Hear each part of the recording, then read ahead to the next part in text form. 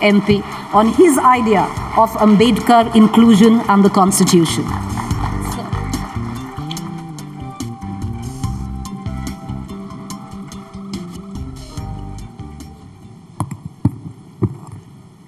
Good morning to all of you, and I've been asked to sort of lay out for all of you this morning in whatever it is, 19 minutes now, I guess, my idea of India. And in some ways it's very simple because it really emerges from some ideas that have been around for an awfully long time. There's an idea of India that's in a civilizational sense that goes back to the Vedic references to Bharatvarsh as a land between the Himalayas and the sea. And that's an ancient idea. It's an idea of nationhood, which, for example, the Harvard professor Diana Eck described as a sort of sacred land knit together by countless tracks of pilgrimage. And if that seems a terribly Hindu idea, well, it's also shared outside, because Maulana Azad wrote about how Indians going on the Hajj, whether they were Pakhtuns from the northwest or Tamils from the south, were all universally called by the Arabs on the Arab Peninsula as Hindi, because they seem to be coming from a distinctive civilization and a distinctive civilizational space called Hind. There's also, of course, the more modern idea of India since 1947, the boundaries of our nationhood.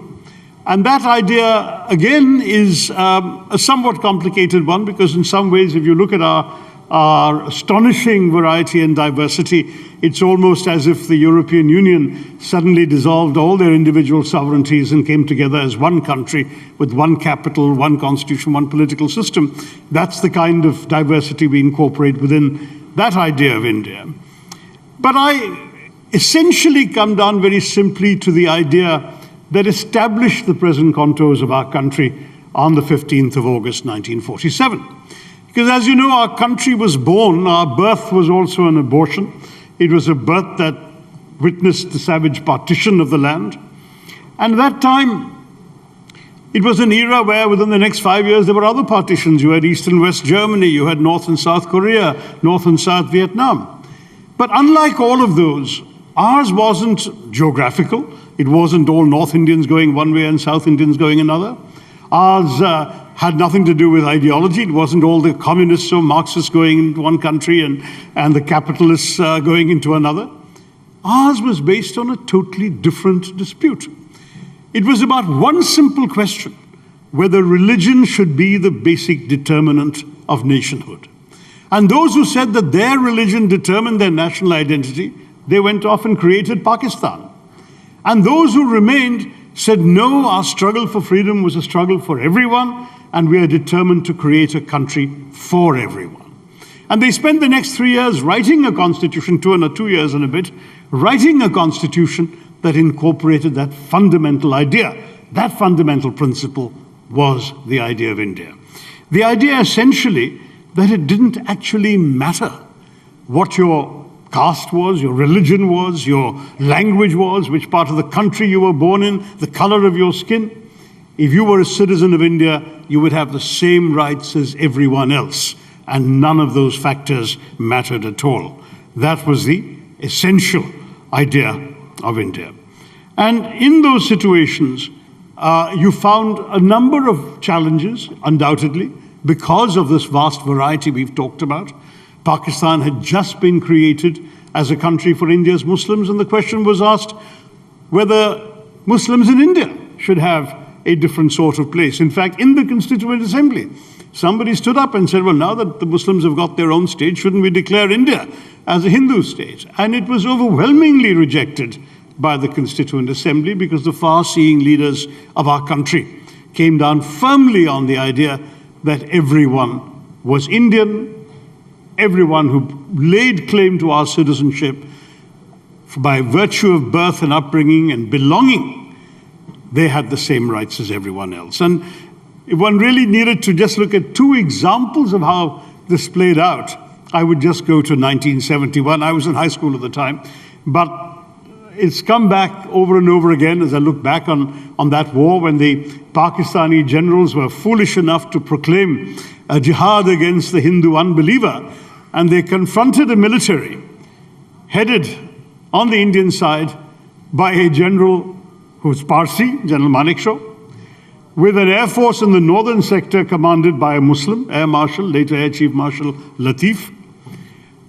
In the east, where the war was fought in what was then East Pakistan, the general officer commanding the Eastern Command was a Sikh, General Jasdeep Singh Arora, and the general we helicoptered into Dhaka to negotiate the terms of surrender of the Pakistanis was Jewish, Major General J.F.R. Jacob. That was India in 1971. And I've been to that tiny island in Diu where there is a memorial to the only ship we lost in the 71 war, INS Kukri, that sank with all hands on board. Captain Mullah, in command of the ship, went down with the others. And you read the names of every sailor and Jawan who perished on INS Kukri in this memorial in Diu. And you will see every community in India represented there. You will see every religion, every region of the country. No one has a monopoly on the idea of India. Everyone has shed their blood, sacrificed their lives to preserve and protect our India. And it's from there that my idea emerges. It's clearly not the classic idea of nationalism, which came to the world from Europe, where nations were organized around a contiguity of language, ethnicity, and geography, because none of those criteria really apply in India. I mean, our perfect geography of Bharatvarsh, the Himalayas and the sea, was hacked by the partition of 1947. Languages, well, we have, 23 currently recognized in the Constitution, in addition to English. We have 35 spoken by more than 1 million people each, if you ask the ethno-linguists, and I think we have about 22,000 dialects, some of which are spoken by more people than speak Norwegian or Danish. So where does language give us a national identity? And as for ethnicity, our ethnicities are also diverse, and strictly speaking, there are Indians who have ethnically more in common with so-called foreigners than they have with each other. So an Indian Punjabi or Bengali is ethnically more kin to a Pakistani or a Bangladeshi than he is to a Poonawala or a Bangalorean.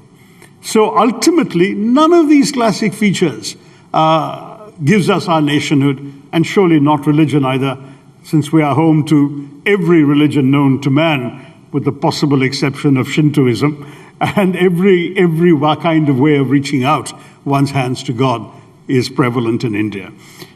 So what it is instead is indeed the nationalism of this idea. The idea, if I can sort of turn Peter Pan around on his head, of an ever land. A land that is emerging from this ancient civilization, that is united in a common geography, what remains to us after 47, and that is above all sustained by pluralist democracy. Ours is what I've called in my book, The Battle of Belonging, a civic nationalism. That is a nationalism anchored not in timeless verities that come to you from birth of your identity, your religious identity, your caste, and so on. It's a nationalism anchored in a constitution and in institutions. That is where the idea of India is sustained. And that's a very, very interesting idea, because when you think about the institutions that sustain our democracy, you find that we are able, through our democracy, to overcome these differences of caste, of creed, of color, of culture, of consonant, of conviction, of custom and costume, and still rally around a consensus. And that consensus is around the simple democratic idea that in a large, diverse democracy like ours, you don't really need to agree all the time, so long as you agree on the ground rules of how you will disagree. It seems to me that the reason we were able to preserve our consensus through all these 7.5 decades was that simple idea of India. And with that, therefore, it's a democracy that is sustained by autonomous institutions. It's a democracy that holds up pluralism as its ideal, that sees in our diversity not a sign of weakness, but a sign of our strength and accommodativeness, a democracy based on inclusion. And when you look at the kind of changes that have taken place in the last 75 years through this democracy, one can only marvel. I mean, look at the social changes. For 3,000 years, could anyone in Aryavrat have imagined a Dalit woman ruling over the Indo-Gangetic plain? And yet we've seen Mayawati be 3 times elected as Chief Minister of Uttar Pradesh. In economics, we came to power with the economics of nationalism, where we felt that since the East India Company had come to trade but stayed on to rule, we had to be suspicious of every foreigner with a briefcase. And we cut India off from the global capitalist system, the global economy, and tried to grow through protectionism, giving us what the minister reminded us was called the Hindu rate of growth. But then we changed, and that transformation, starting in 1991, with Manmohan Singh's famous line that no power on earth can stop an idea whose time has come. Well, the time came for that change, and that change brought us to the kind of revolutionary economic changes we've witnessed for the last generation, the last 30 years. And then, apart from that social and economic change, we have had the political change of a country founded on secularism, inclusion, and diversity, finding itself suddenly ruled by a party that professes Hindutva and has the avowed aim of converting India into a Hindu Rashtra. So given all of that, in any other country, these kind of dramatic transformations might have resulted in a revolution.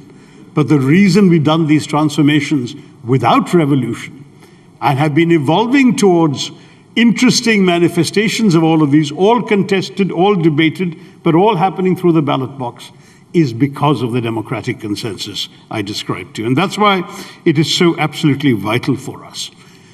When we speak about the question that Mrs. Irani answered through economic points, which I don't think any of us would disagree with any of the economic points she raised, it still avoids the central question of the toxin of hatred for minorities in general and one minority in particular that has been injected into our national discourse.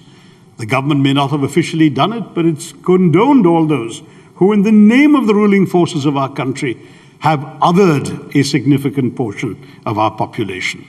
And that exclusion is actually in many ways profoundly anti-Hindu. The minister quoted Swami Vivekananda. Well, I've been a Vivekananda bhakt since my college days. And having read everything he said, all his addresses and speeches, I can tell you that his idea of Hinduism was very different from that of the advocates of Hindutva.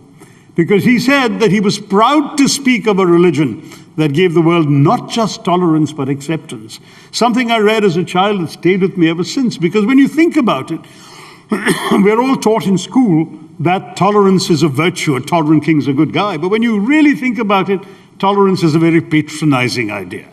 The tolerant king is really saying, look, I have the truth, you are in error, but I will magnanimously indulge you in your right to be wrong. That's not good enough. But what Swami Vivekananda said is Hinduism is not just that. Hinduism teaches acceptance. And acceptance means, I believe I have the truth, you believe you have the truth, I will respect your truth, please respect my truth.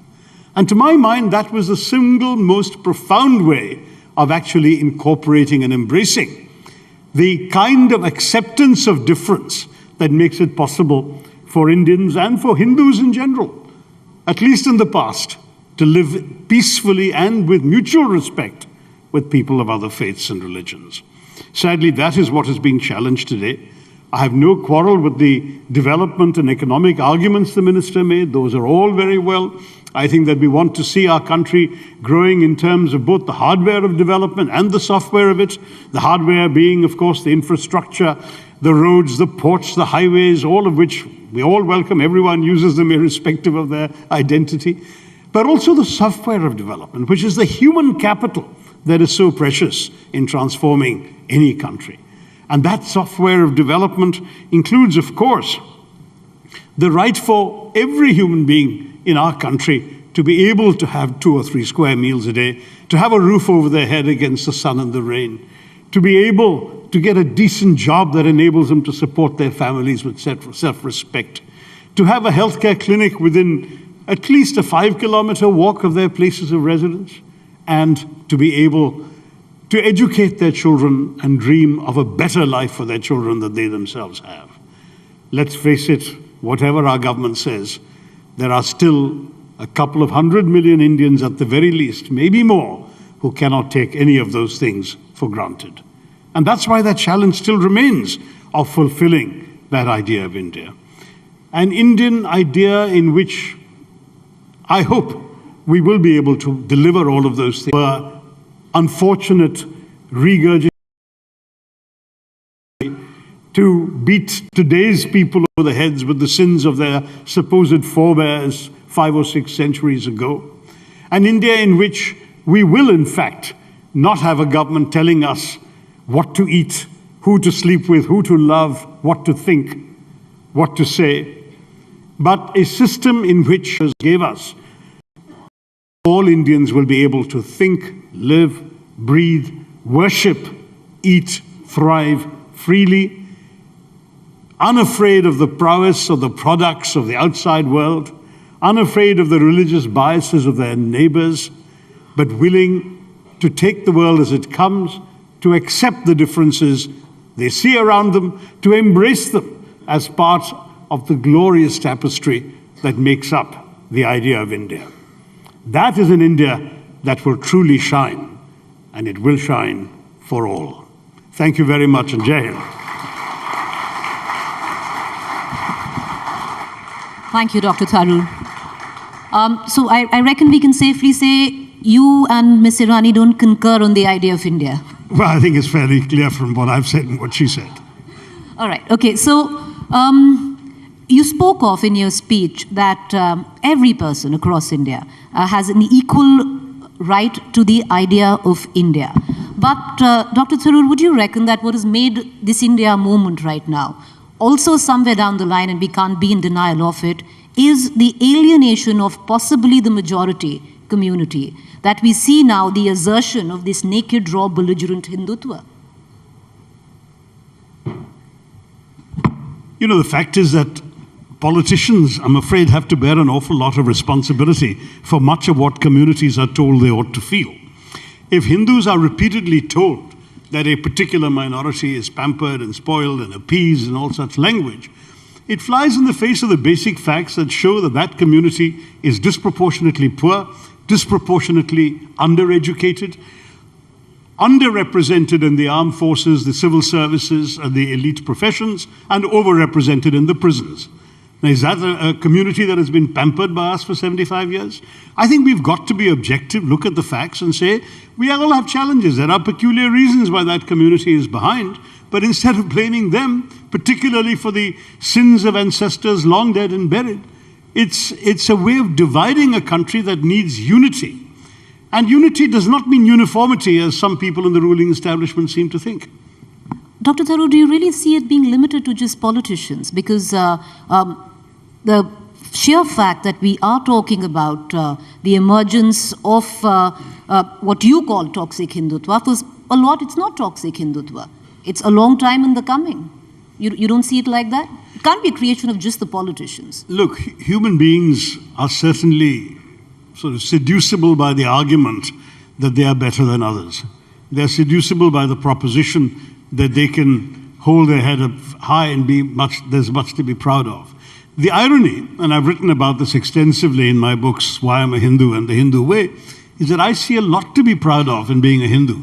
But I don't see my pride as a Hindu coming at the expense of any other community. It's not a question of my being better than someone else.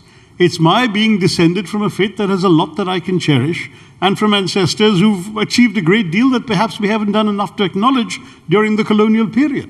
So let's revive all of that. Let's celebrate it. Why must it be at the expense of another community or communities? That's where I part company with the Hindutva movement. See, when Vivekananda talked about Hindus in India, arise, awake, he wanted them to awake to their own great possibilities, anchored in this sense of inclusion, rather than the kind of exclusionary interpretation that the Hindutva movement has brought to our country. But Dr. Tharoor, that's your idea of India. And quite a few would suggest that don't be patronizing to somebody else's idea of India. And for them, they do feel that they've been possibly alienated. And for them, they need to assert themselves, even if it comes through religion. Look, in any democracy, everyone is entitled to their own ideas. Certainly, I'm entitled to mine. They're entitled to theirs. As long as they have power, they'll think that theirs is the one that must prevail. But, you know, the tables can always be turned. That's what the ballot box is for.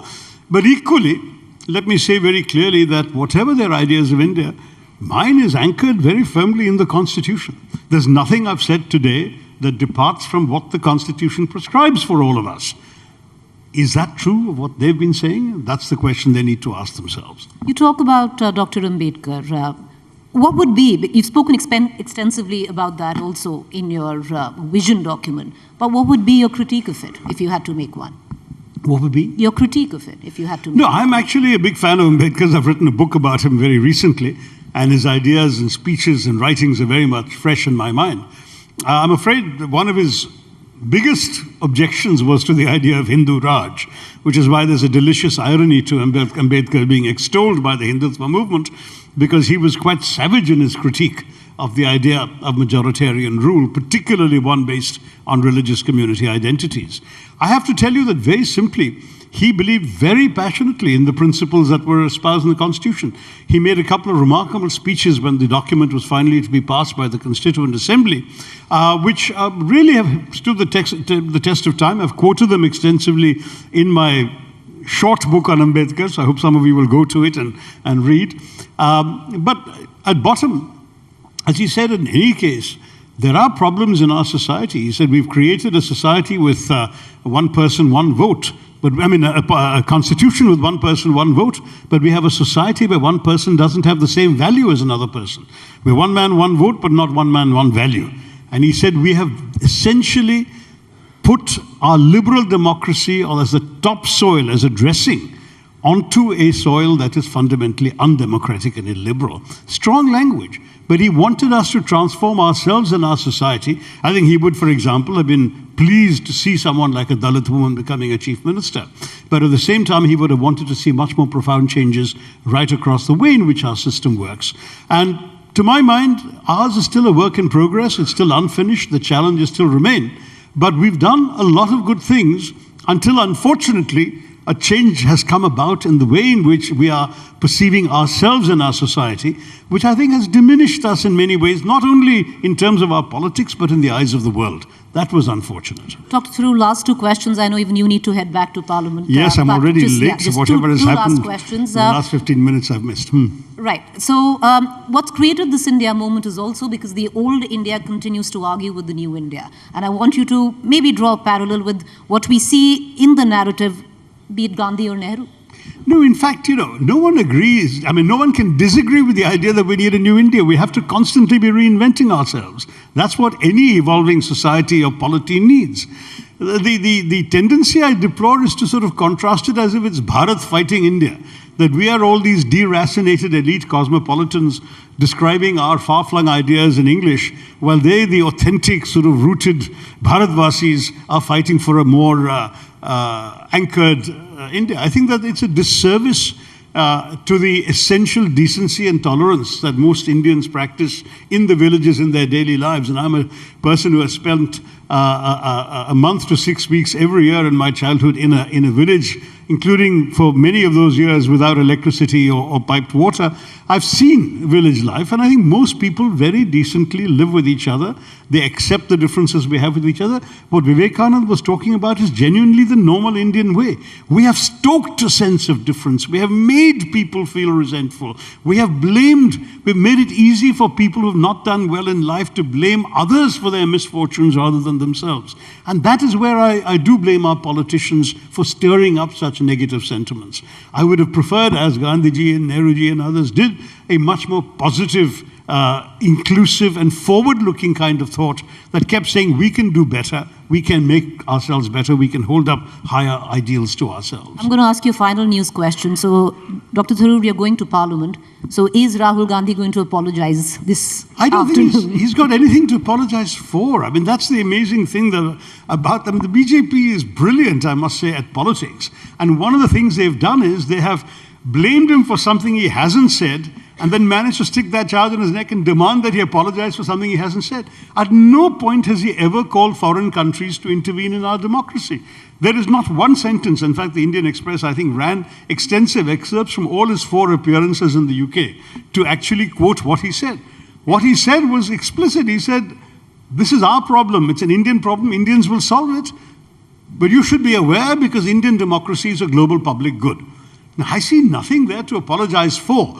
Now, if they want him to apologize for the fact of talking about Indian domestic politics in a foreign country, then the first person to apologize will have to be Prime Minister Modi, who on many foreign visits said that India has been a country where nothing happened for 65 years, where Indians used to feel ashamed to hold their, to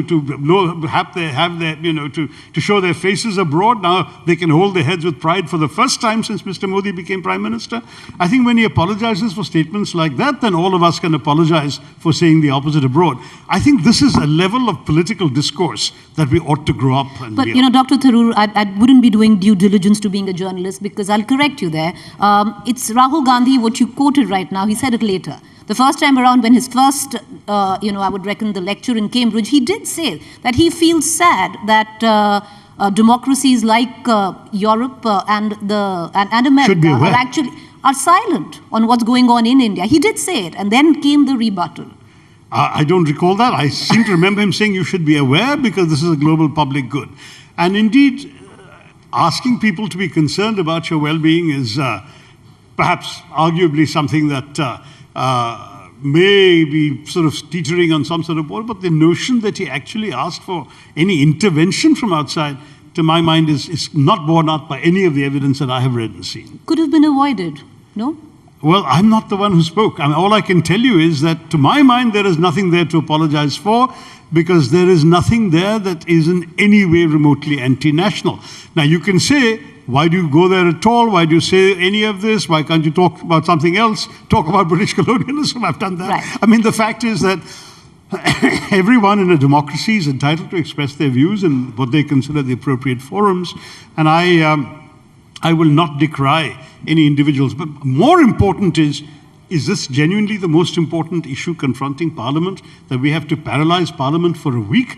Or can we not move on beyond all this tutu meme and focus on the real problems of the nation? That's where I stand. Away from the tutu meme. Thank you, Dr. Tharoor, for joining us. Appreciate it. May I call upon stage Mr. Bharat Kaushal, MD, Hitachi, to come up and deliver a small token of our appreciation to Dr. Tharoor. Thank you, sir.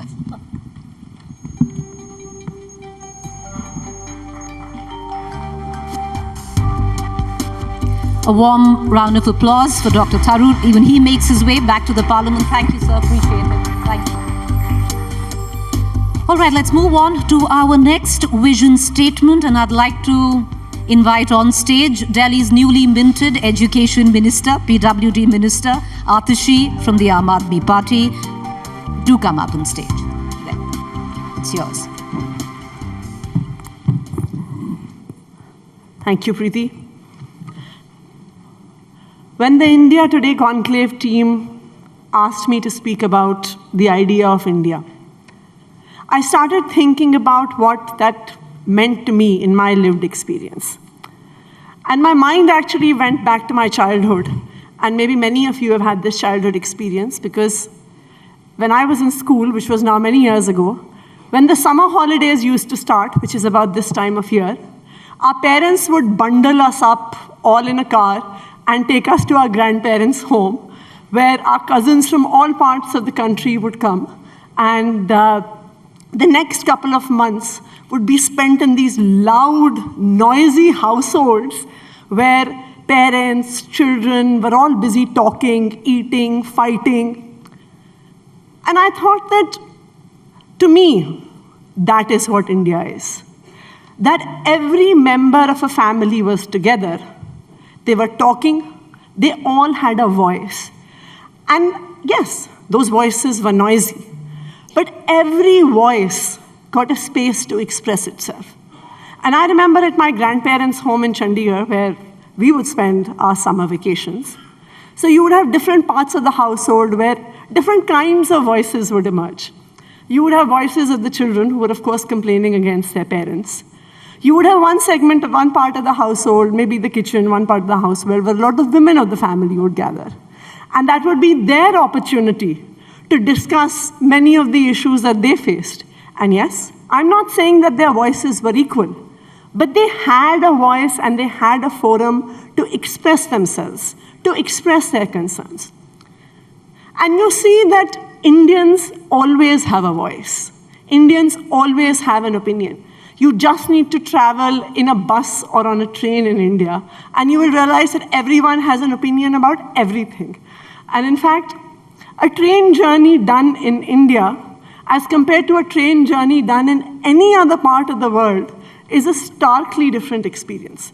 So when you sit in an Indian sleeper train where you have 3 people sitting on one side, 3 people sitting on another, the entire time that you spend in that train, you may not know those people when you actually get on that train. But by the time you finish that journey, you know their political opinions, you know their social opinions, you know about their children, you know about their grandchildren, you know where they want to get them admitted, you know everything about them. When elections come, you go to any chai ki dukaan, you go to any street corner, everybody has a voice. And I think that really, for me, defines what India is, where everyone has a voice, everyone has an opinion, and everyone in some forum or the other gets an opportunity to express their opinions. But I think that it is time that as Indians now, we need to start thinking about our voice and raising our voice about the many, many challenges that face our country. The central government minister, Smriti Irani ji, was here in this session. And she talked about how India is on the path to economic growth, how India is becoming an economic superpower. Unfortunately, she is not here anymore, but while on the one hand we talk about a growing Indian economy, there are many, many worrying similar data points that global indexes throw at us. While India may be growing as a global economy, today, in the Human Development Index, which measures education, healthcare, equality, access, you have India year on year falling in its global position. In the last global HDI, the Human Development Index that came, India ranked 132 out of 191 countries in the globe. Most of our neighbors, whom we decry for their policies, for their politics, are ranked above India in the Global Development Index. Today, we pick up the newspaper, and every few weeks, you find one story or the other, be it in the newspaper, be it in the news, be it on YouTube channels, about lack of access to healthcare. Just a few months ago, I remember seeing a news story about how in Madhya Pradesh, one man carried his wife for 65 kilometers just so that she could access basic healthcare. And this is not a one-off story. You see this in all parts of the country where access to healthcare and access to high-quality healthcare is a very serious lacuna. Today, India has only 6 ICU beds for every 1 lakh people. Only 136 hospital beds for every 1,000 people. This is where the Indian voice needs to be heard. This is where the Indian voice needs to be raised. This is what we all need to be talking about. Similarly, education. We all know how important education is to us, for our families. Every time in any household, children's exams comes, I have a niece who's in class 9, and we have a WhatsApp group that I think almost exists solely to discuss her maths assignments and her maths exams. So for every individual, for every household, their children's education, their children's future is one of the most important things. And yet, lakhs and lakhs of children across the country do not have access to basic, high-quality education. Every year in January, an organization called Pratham presents the Asar survey report. And year on year, that report tells us that more than 50% of children, school-going children, do not know how to read and write. Even in fact, in the Human Index, the Human Development Index, in 2020, it said that Indians, on an average, have 12.2 years of education. By 2022, that has fallen to 11.8 years of education. This is where, as Indians, we need to raise our voice. Another news story that we often hear is that when state governments bring out advertisements for peons, for postmasters that require 5th standard, 8th standard qualifications, you have 100 positions that come out, and you have 20,000 people who apply. People who have PhDs, people who have master's degrees, people who have MTechs. And they don't have jobs. Today, from January to April, 4.8 crore Indians are unemployed. 28.26% of Indian youth do not have jobs. So as a country, these are issues that we need to be talking about. These are issues about which we need to be loud. These are issues about which we need to be noisy. Then how is it that one wonders that on the one hand, India has talked about becoming a major superpower, or on the other hand, you have such stark indices as far as education, healthcare, employment, malnourishment goes? And I think that the recent Hindenburg report answers a lot of those questions. And that is, again, something Indians need to raise their voice about. Why is it that inequality is rising in this country? It is because some people are more favored than others. You see the fact that you have some business groups close to ruling parties in power whose net worth goes up from 2014.7.3 billion dollars to 2022 to $140 billion.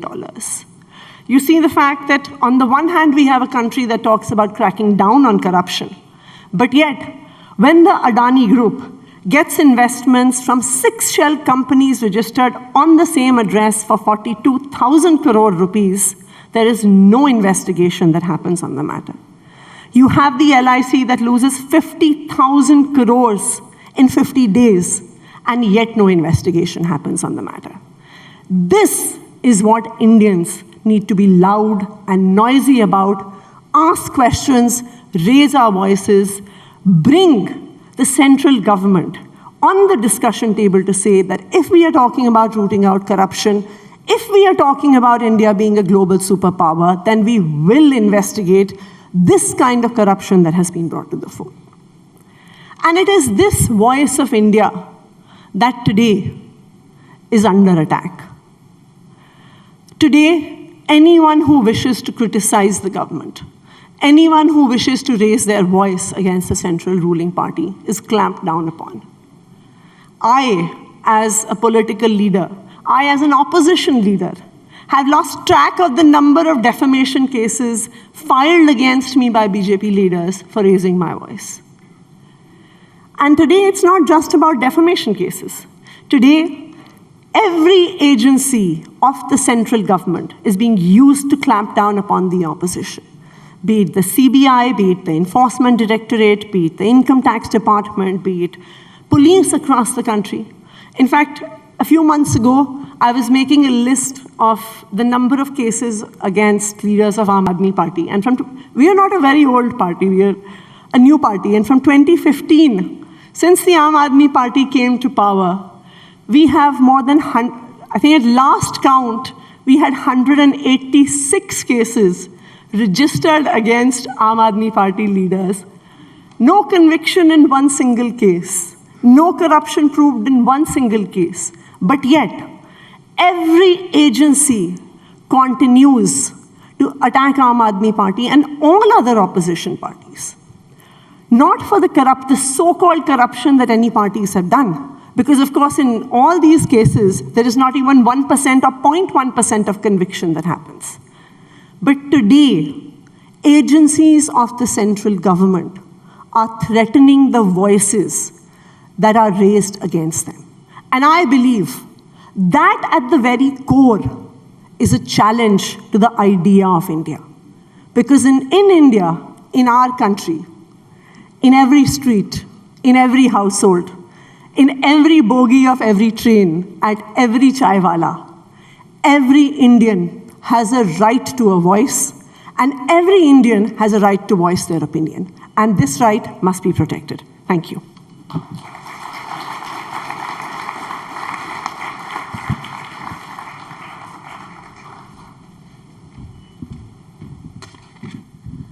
Atashi, if there could be a political manifestation of New India, it would be the Aam Aadmi Party.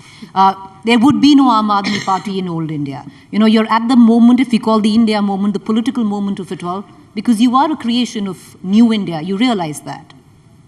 No, absolutely. And I think that India, in many ways, both India old and new, I think the biggest strength of this country has been the diversity of voices that exist here. I think that the biggest strength of this country is, and I'm sure that as we look across this room and we were to see the people sitting here, just in terms of life experiences, just in terms of cultural experiences, just in terms of opinions, in terms of the languages that we speak, I think that diversity is really the biggest strength of this country. And I think that Aam Aadmi Party represents an important voice in this. And I think Aam Aadmi Party represents an important voice in this because, and this is in some ways why I feel we are an important representative of New India, is that politics was considered the preserve of a few. And I remember that when we first came into politics, a lot of our friends and well-wishers used to sometimes laugh at us and say, "Tum log karoge politics. Tumhare paas na paisa hai, tumhare paas na muscle power hai. तुम ऐसे पढ़े लिखे लोग, ऐसे लोग politics में last नहीं करते हैं." But it is in this country where people like us, and I talk about myself, I don't come from a political family, I don't come from a wealthy family, I come from a very Indian middle class family. And I think the fact that I am where I am today, that without any political background, wealth, political connections, today I'm an elected legislator, I'm a minister in an elected government. I think that this would not have been possible with any other political party. You're a creation, your party is a creation of New India, but the problem with New India is it gets bored very quickly, it moves on, and it reads very quickly on, on what's on the table. Where does the Aam Aadmi Party now stand in ideology? You've delivered that speech where you've talked about what's wrong with the BJP. But what is it that's right with the Aam Aadmi Party? You came with the promise of anti-corruption. You're facing the worst blowback on that now. What are you taking to the people that New India believes you and gives you a new story to narrate? I think the story of New India is that India has to be for everyone. And everyone, irrespective of the family that you're born in, has to get an equal opportunity in this country. A few months ago, a friend of mine shared an incident with me where his father was hospitalized, and he lives in Bangalore. And he was sitting outside the ICU, and while waiting for the doctor to come and share what his father's medical report was. And there was 3 members of a family who was from rural Karnataka, who were sitting on the benches next to him. So the father of the family, the head of the family, was hospitalized. His wife, maybe around 60 years old, his daughter and his son-in-law, the 3 of them were there. And they were discussing whether the last asset of their family, one piece of land in their village, should be sold off or mortgaged to afford the treatment that the gentleman inside the ICU needed to have. And there was an argument going on between the 3 members of the family, where his wife was saying, "Ki nahi, mujhe to sab kuch karna hai." And her daughter and son-in-law were very patiently trying to explain to her कि पापा शायद बचेंगे वैसे भी नहीं, तो इसलिए आप अपनी ज़मीन तो मत बेचो, वरना आप उसके बाद क्या करोगे? But I think, and I think anyone who is sitting here would agree, that no human being, no citizen of this great country of ours should ever have to make such a choice. And I think that really is what Aam Aadmi Party represents. That really is what Aam Aadmi Party is trying to do, is that every individual, irrespective of their place of birth, needs to have equal access, equal opportunity. You know how they say, India में कहते हैं ना कि हमारा भाग्य हमारी हाथ की लकीरों में लिखा होता है. And I sometimes feel that it's actually true. Because when you look at the future, how the future pans out for different segments in society, if I come from a well-off family and my parents can pay the fees of an expensive private school, then chances are that I'm going to do well in my school education, get admitted into a college of my choice, and get a high 6-figure, 7-figure salary by the time I'm done with my education. But on the other hand, if my parents do not have the ability to pay that fees, and I have to go to a broken down, ramshackle government school, chances are that I wouldn't even be able to complete my school education. Even if I do, I will, in all likelihood, end up becoming a mechanic in a car store, domestic help in someone's house. I'm not saying that there is anything wrong in being a car mechanic or in being a domestic worker. The problem is that there is no choice. And at the age of 3, most children in this country have that choice made for them just because of the families they are born in. Atishi, I'm going to ask you one last question. Now, that's been, I would reckon, the administrative journey of the Aam Aadmi Party. What would you say to those who call you ideologically corrupt? Because where does the Aam Aadmi Party stand on everything, on what you criticize the BJP or the Congress? I think our ideology and our party's, Delhi's Chief Minister, party's leader, Mr. Arvind Kejriwal, has defined it several times in 3 phrases. Number 1, हम कट्टर ईमानदार हैं. Number 2, हम मानवता के लिए काम करते हैं. So I feel that this कट्टर ईमानदारी, कट्टर देशभक्ति, and मानवता are 3 things that define us. Because we are really looking to work towards every citizen of this country. You might call it an administrative journey when we talk about education and healthcare. But remember, Preeti, that we are all probably coming from privileged backgrounds where we have never had to make this choice. That can I get my mother treatment, or do I have to think about that last asset of my family, of that flat, of that jewelry? And I think that for every citizen of this country, these really are the most important challenges that they face. What is going to be the future of their children? What is going to be the future of their families? And I think Aam Aadmi Party is here to address those. All right, appreciate you joining us, Atishi. Thank you there, ladies and gentlemen. Please raise a warm applause as I call upon Mr. Bharat Kaushal, MD Hitachi, to come up on stage and present you, Atishi, with a small token of our appreciation.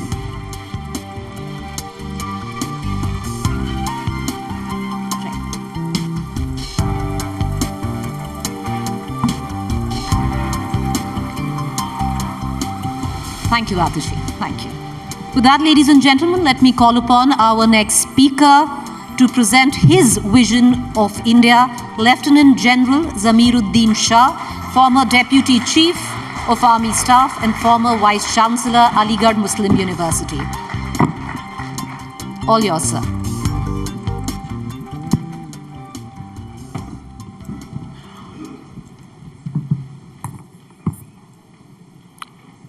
Jai Hind. That is my idea of India. It is adopted as a greeting by the armed forces. No religion, no caste system, no creed, no color, only country.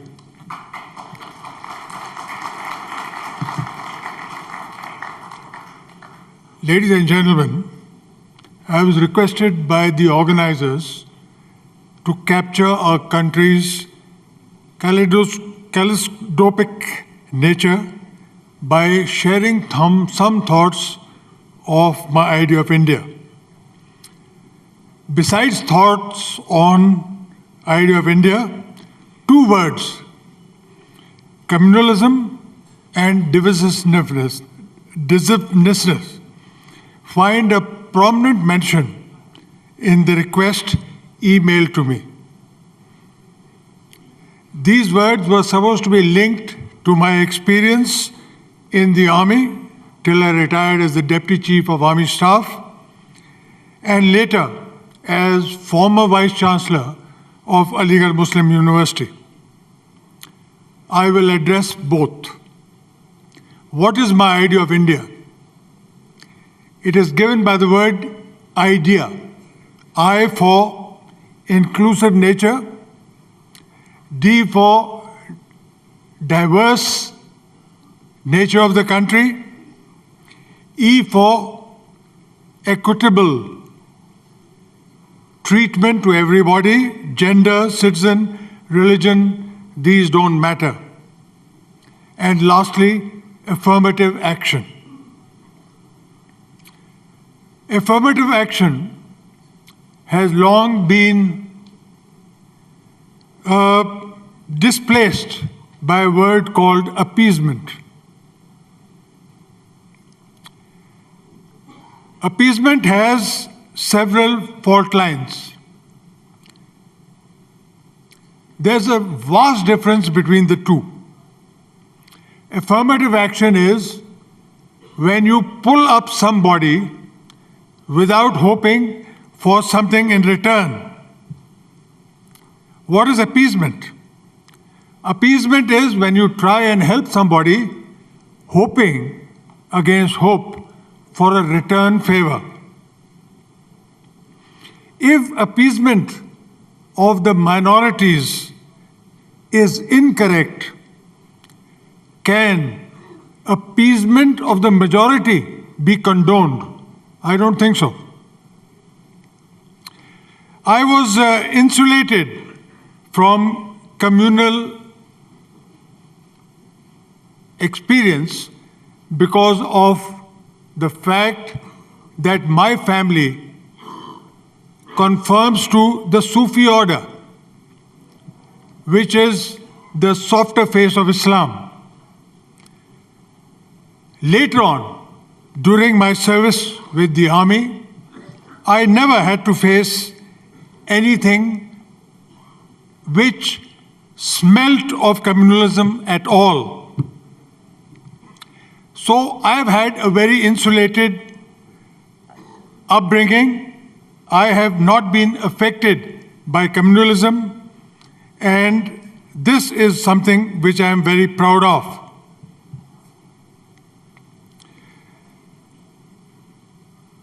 Unfortunately, recently, with the advent of the social media and its derived anonymity, you are anonymous. People have been given free license to air what they feel like, and I'm very sad to say that this has also affected a minuscule proportion of the armed forces retired officers. Social media, both fake and otherwise, has fanned the winds of suspicion and discrimination. And this trend is very much on the rise. It is not uncommon in social media when anybody articulating a dissenting view is dubbed anti-national. It is my fond hope that this is a passing phase.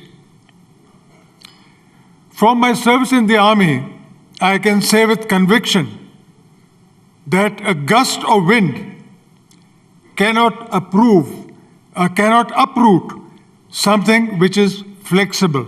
For example, a bamboo tree which is strong and deep-rooted.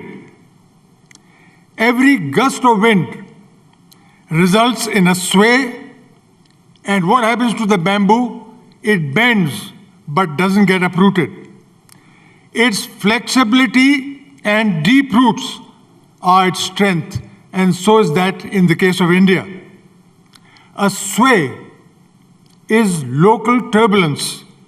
It comes and blows over. Roots, as the roots of India, are firm and will hold on every time. The army which I served in reflects the idea of India. Its loyalty to the Constitution and its apolitical stance derive from its very existence. It derives its culture from our preamble. We, the people. The army takes its cue from that we, the people. The Charter of the Armed Forces is unlimited liability in service of the nation, with the precondition that a runners-up position is unacceptable in the armed forces. That is India's core value of unity in diversity that we hope to preserve in the armed forces till death do us apart. You have witnessed time and again, whenever the machinations of the adversary were thrust upon our country, whether it be in 1948, 62, 65, 71, Kargil, Parakram, Somadorong, Chu, Galwan, Tawang. The list is endless and will remain so in the push and pull of the emerging world order. We will always be pulled and pushed. We have much work ahead to find our rightful place in the comity of nations. This is work in progress. What makes us soar? This was something which was asked. I think number one is unity in diversity. The varied hues of the land, the Hindus, Muslims, Sikhs, Christians, and Parsis are 5 fingers of the hand. When one finger is clenched and when all are clenched, we can become a powerful fist. What happens if one finger is damaged or hurt? I'm afraid the hand cannot be clenched into a fist. We are really an orchestra of various instruments. I've already named them, 5 or 6, which play in harmony for the good of music, for the good of our country. From this, we derive our symphony. The world awaits the music of World is One, the theme of G20. We did this again in 1971 to prevent genocide when Muslims were killing Muslims. As neighbors, we had to act, and we did. Historians call it the only just war in the 20th century, and I totally agree with them. Our treatment of 93,000 prisoners of war was based solely on the prescribed norms of the Geneva Convention. We extended prompt support to disasters all over the world, whether it be Turkey, Syria, the tsunami in Japan, the Maldives. The list of India extending support to citizens of the world is endless. Ladies and gentlemen, disasters have no religion. COVID, conflict, climate change reminds us of this every day. There is no case for adding more fault lines to this one world we live in. What about my service in the army? I was a lone Muslim in my course of almost 200 cadets in the NDA. I was commissioned into a camel regiment of Rajputs, and there were 16 officers in this regiment who fought shoulder to shoulder in the Battle of Longewala. I will tell you the composition of these 16 officers. 2 Muslims, 2 Sikh, 1 Christian, and 1 Jew. That represents the strength of the country.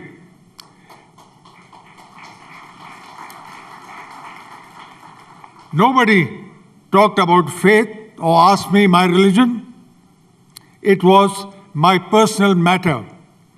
Our combined loyalty was to uphold the honor of the regiment and the honor of the country. Later on, when I was a general, troops under my command quelled the riots in Gujarat. They were totally neutral and dealt with arsonists and trouble creators with a heavy hand. The social media has a terrible way of looking at things. A post advised me to go to Pakistan. I replied, I have already spent 3 months there in Pakistan, occupied Sindh, after the Battle of Longewala, and I didn't even have a visa.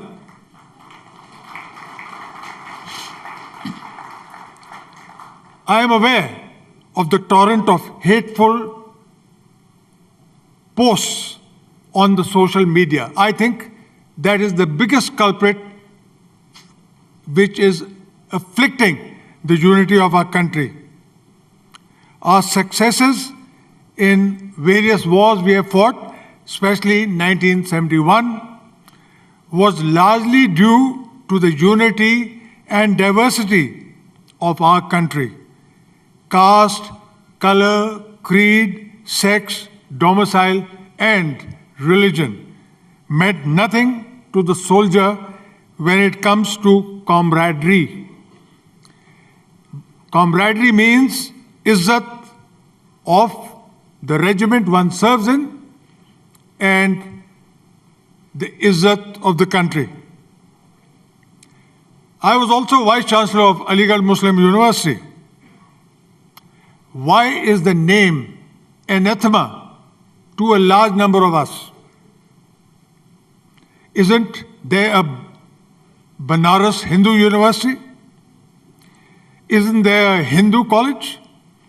Isn't there a Khalsa college, a St. Stephen's?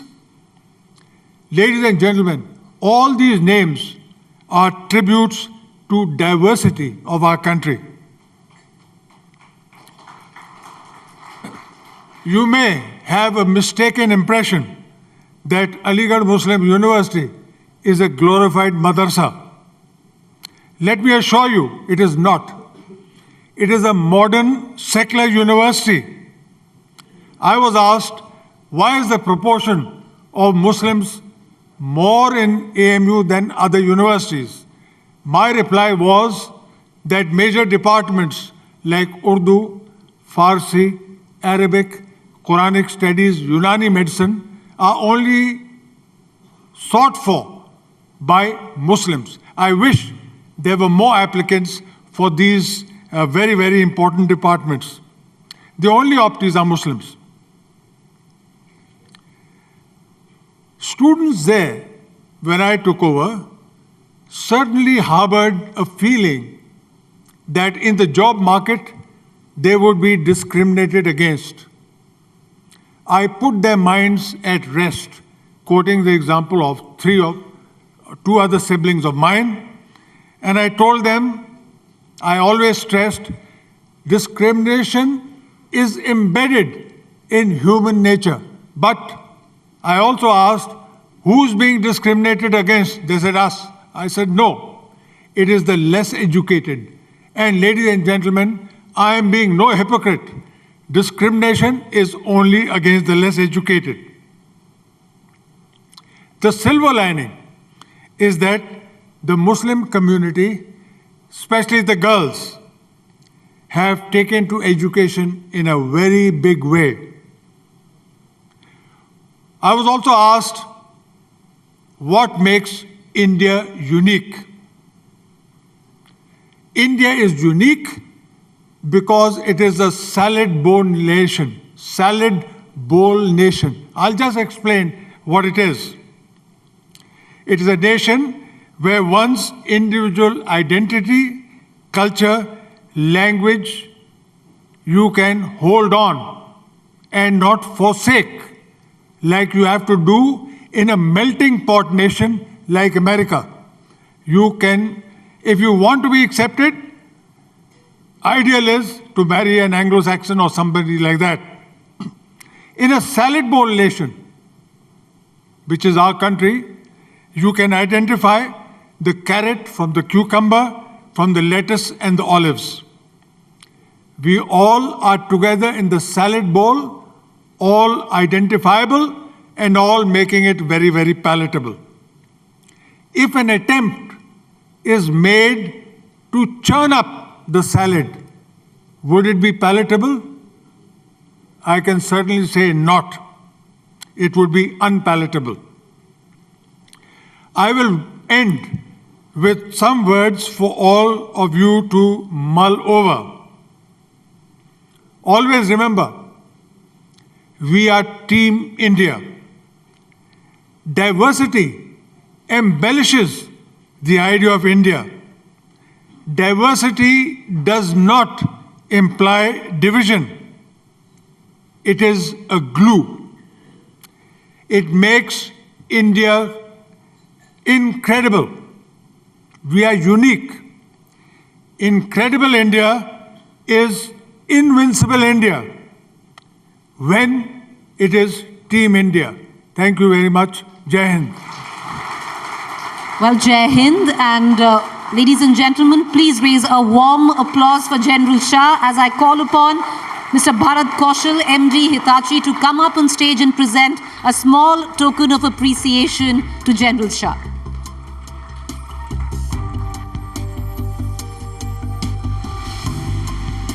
Thank you, sir. Appreciate it.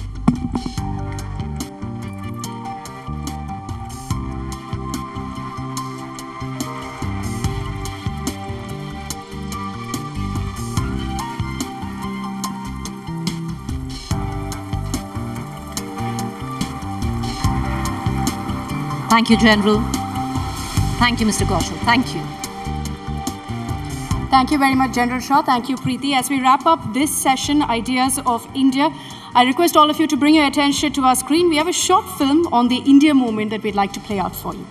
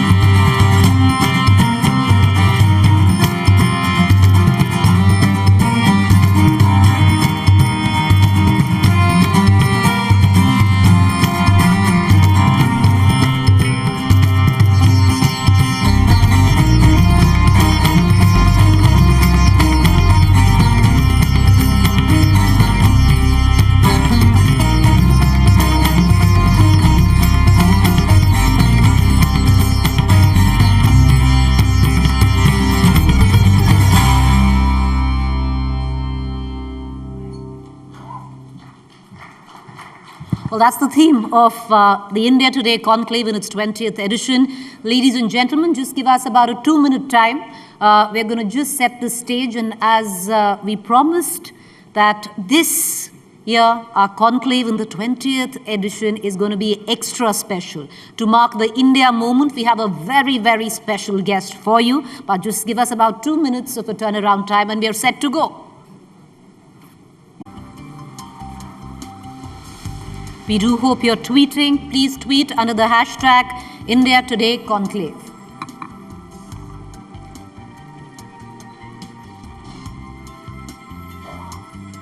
There's a lot else going on right outside the hall, something that I really want to go and catch up on in the Shah Jahan Hall.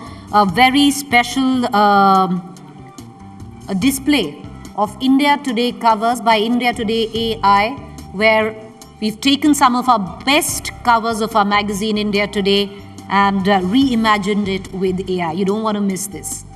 It's at the Shah Jahan Hall.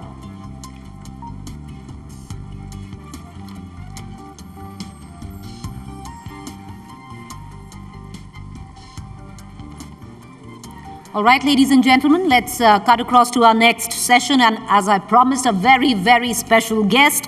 Let me introduce you to our session, Sachinism and the Idea of India, How Sports Shaped a Legend and Can Transform the Country. Personal diary of an icon. I don't think he needs any introductions, but this session has been sponsored by RP Sanjeev Goenka Group, and to introduce you to our very special guest, I'd like to invite on stage our session's moderator, my colleague Nikhil Nas, Consulting Editor, Sports.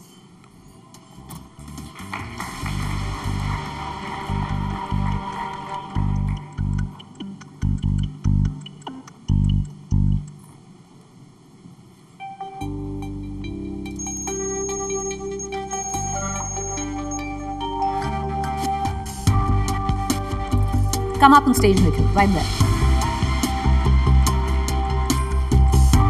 Put your hands together, ladies and gentlemen. Sachin Tendulkar.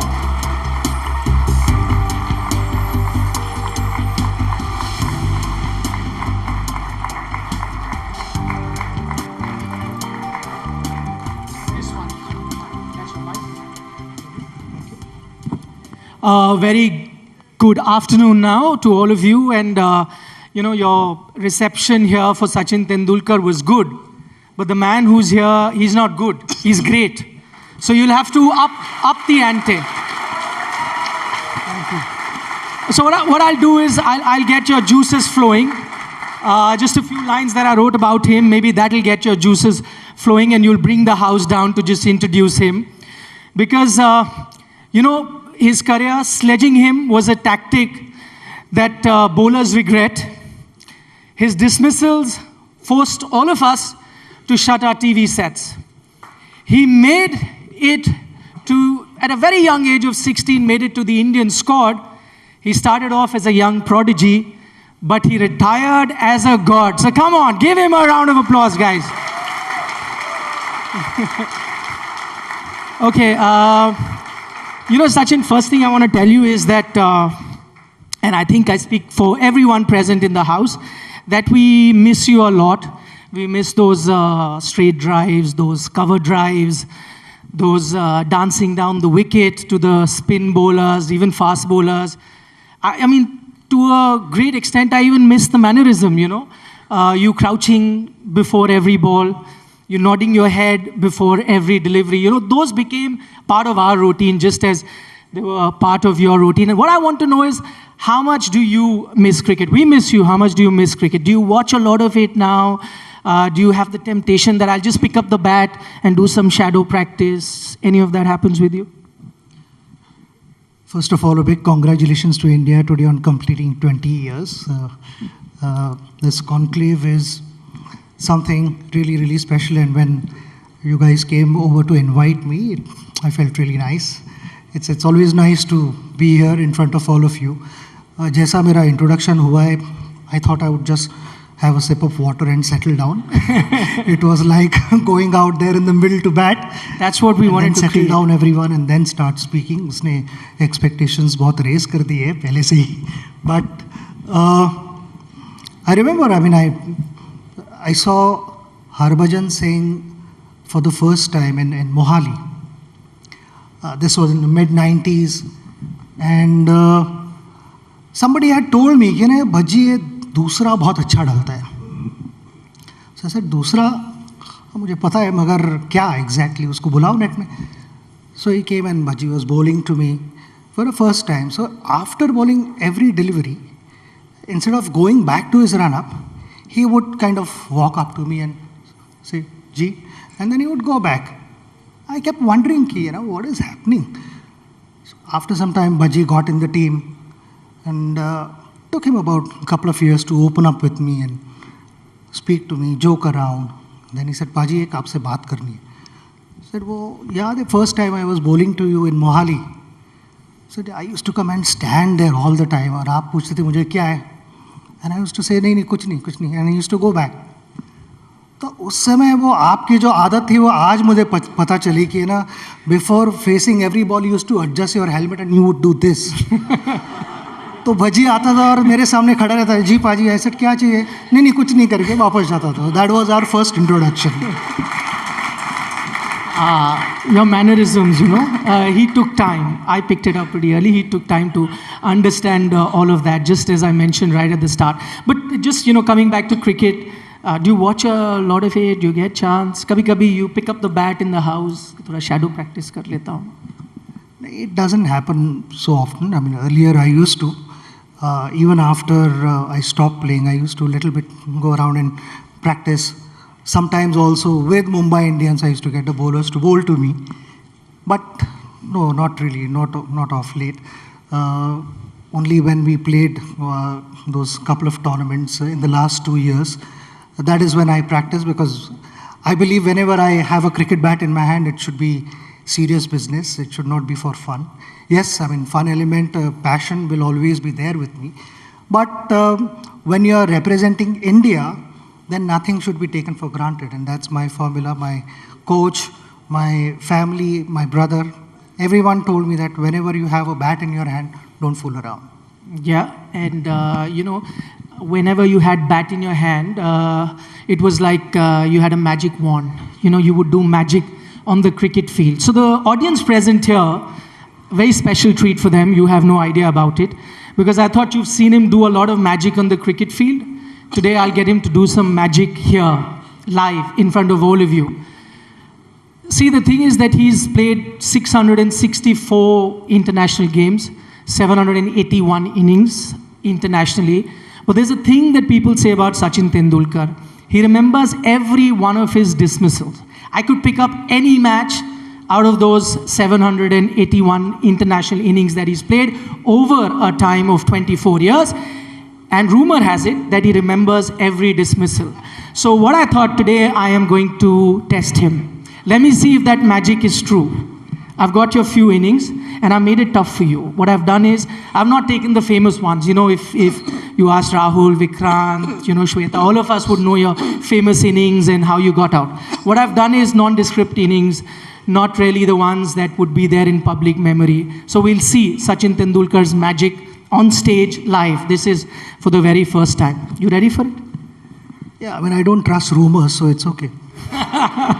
Let's go for it. Okay, so I take you back to 1990. That is your first tour to England. We all remember your famous 100 in Manchester. But I'll ask you about that game that you played before that, your first ever game at Lord's. I'll give you a bit of clue. You got out for 10 runs in the first innings. Can you tell me how you got out? Bowled Chris Lewis. Chris Lewis was bowling from pavilion end, and I tried to play towards mid-wicket, missed the line and got bowled right. Yeah, I only had Chris Lewis. He can tell you the... Second inning में अगर बताना है तो अभी बता रहता हूँ कि second inning में I got out to Angus Fraser just outside off stump, caught in second slow. Just incredible, huh?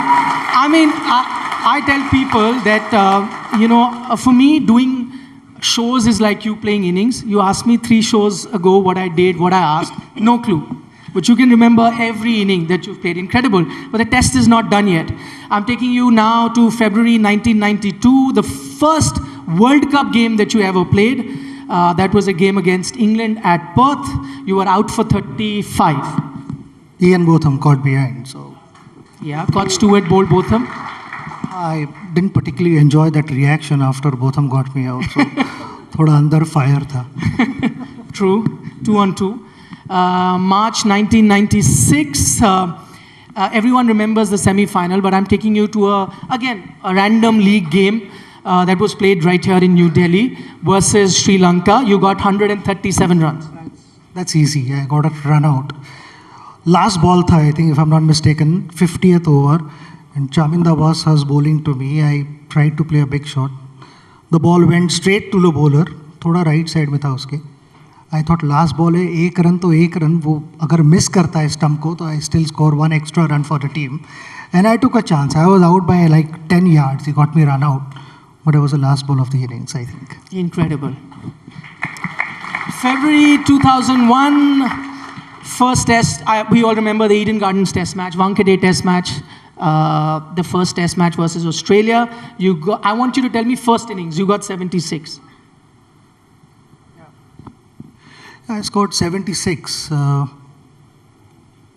Glenn McGrath bowling from pavilion end, I got caught behind. Gilchrist. Correct. Second innings also I was batting well. And I got out to Mark Waugh. I played a pull shot. I think Justin Langer ke back pe laga and Ponting took a diving catch at short mid wicket.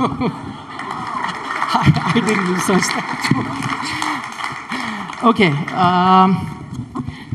2011 World Cup game. It's a tight game versus England, played in Bengaluru. You got 120 runs.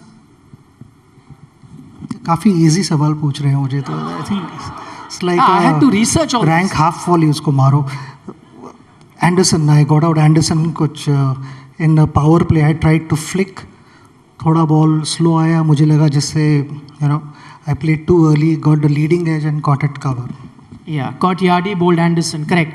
Achha, you said easy sawal. Final question. I'm going to up the tempo. So not going to ask you about your dismissals now that you've proven you know every dismissal of yours out of those 781.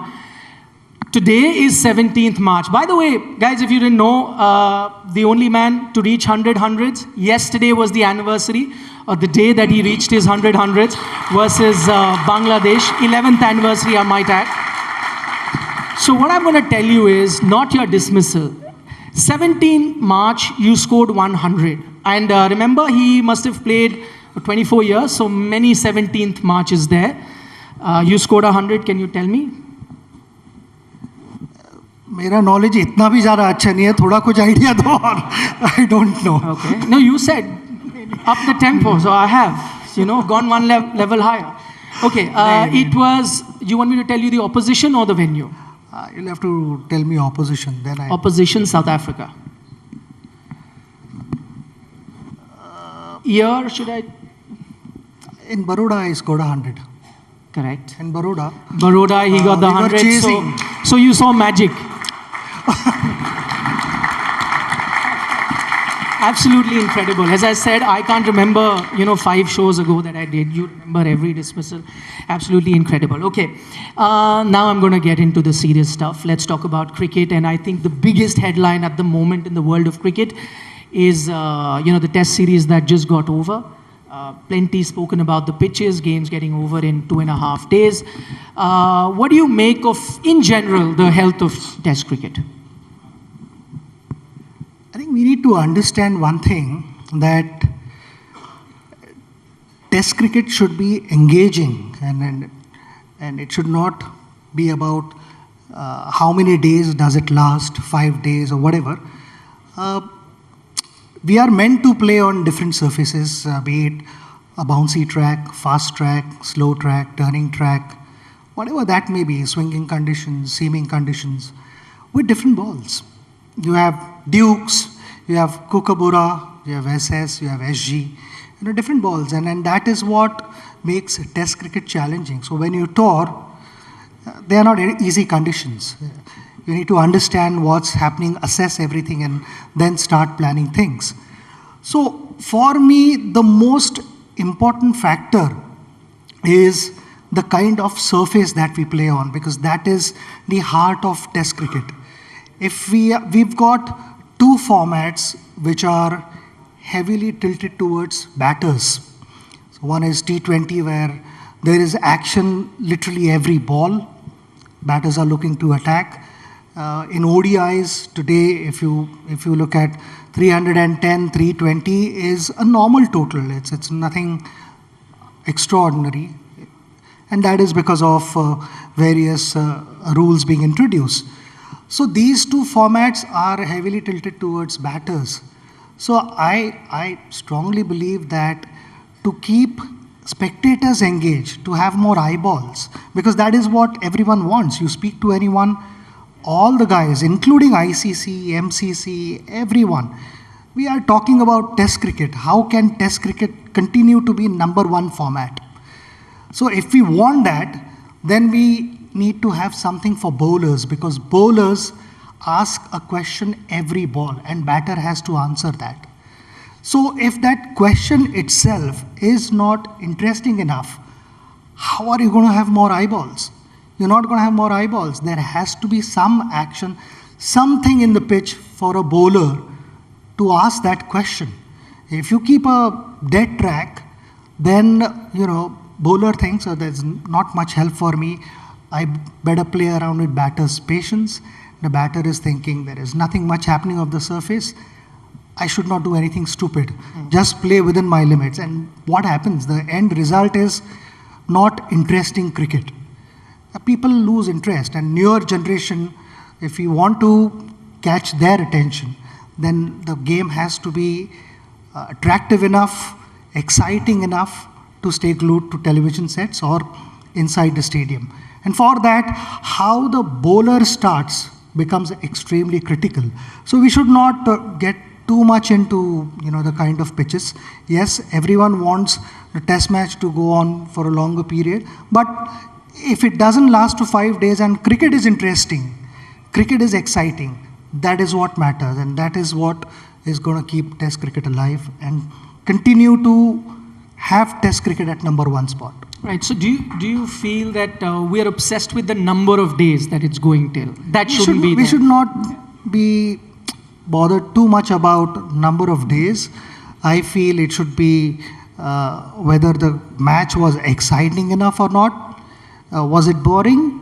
Did it last for 5 days and no result? Nobody wants to go back home not knowing who's won and who's lost. Everyone wants to know. And more so because, like I said, in T20, everyone is now used to watching sixes and fours. How many guys go there and watch a great spell? I mean, it happens in a number of countries in the world. But here also, if instead of a fast bowler bowling an opening spell, why cannot be a spinner bowling a wonderful spell? It's just a different kind of surface that we are playing on. And that should also be challenging enough for batters to go out there and express themselves. If somebody has batted well, he gets runs. Simple. Yeah, I think it was the traditional powerhouses in cricket that probably set this norm that, fast bowlers should dominate on day one. But, the world order is changing in cricket. Let it be spinners, who dominate on day one. So be it, as he says, the game has to be exciting. That is, the larger context or the macro picture of Test cricket. Let me talk to you about another format, a format where you excelled at. That was ODI cricket.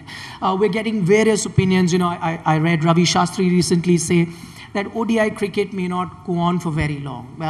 Make it 40 overs. That may make it exciting. I heard Dinesh Karthik say recently that this 50-over World Cup that you've got probably is the last 50-over World Cup we'll see.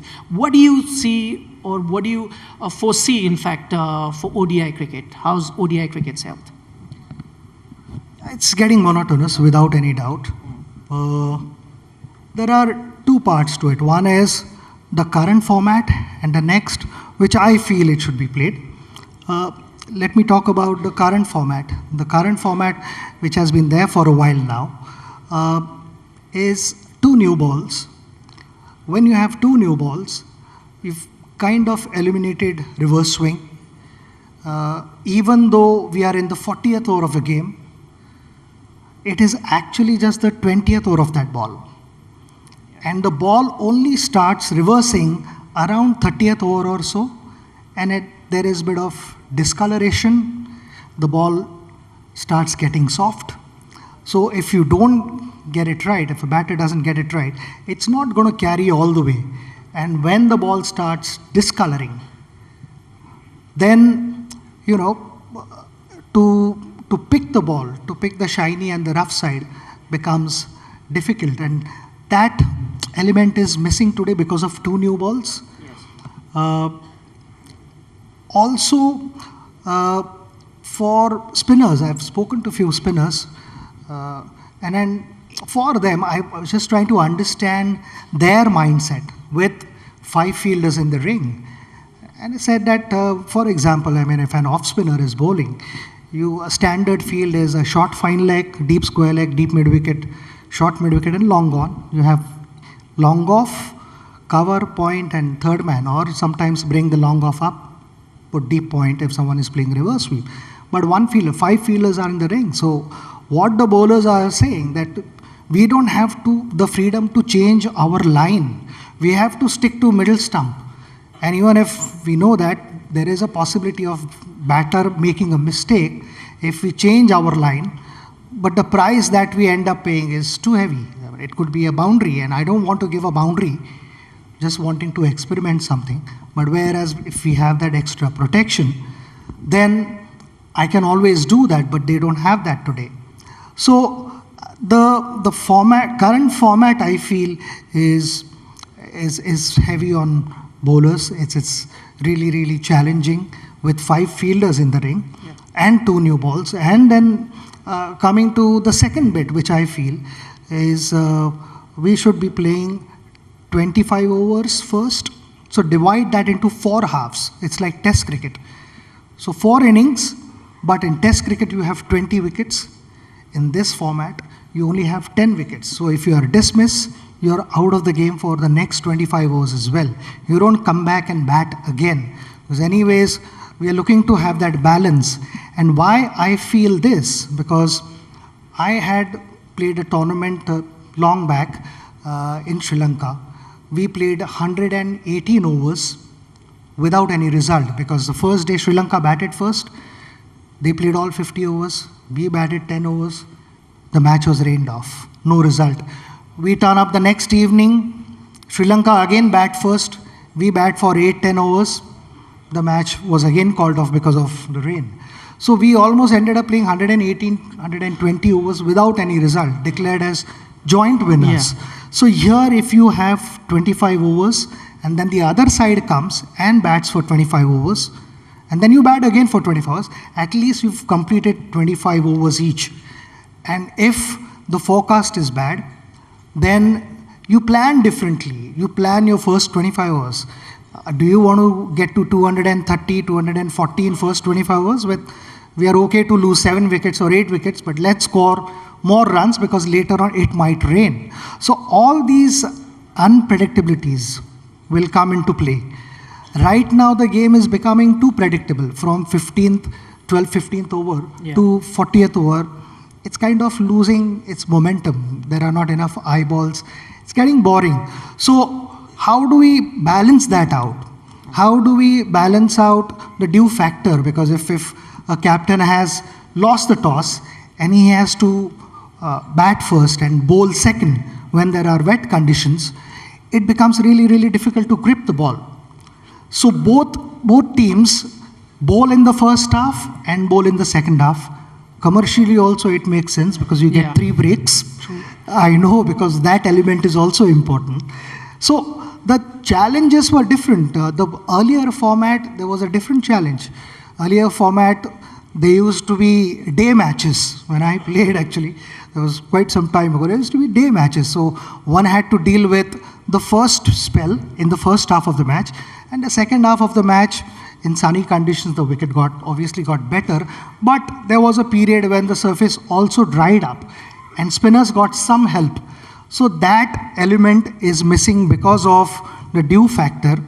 So how can we, just by the spin of a coin, you can't literally decide the result of the game. Yeah. It's more or less become that if you're chasing, you play really, really badly, then you lose. But otherwise the match is alive.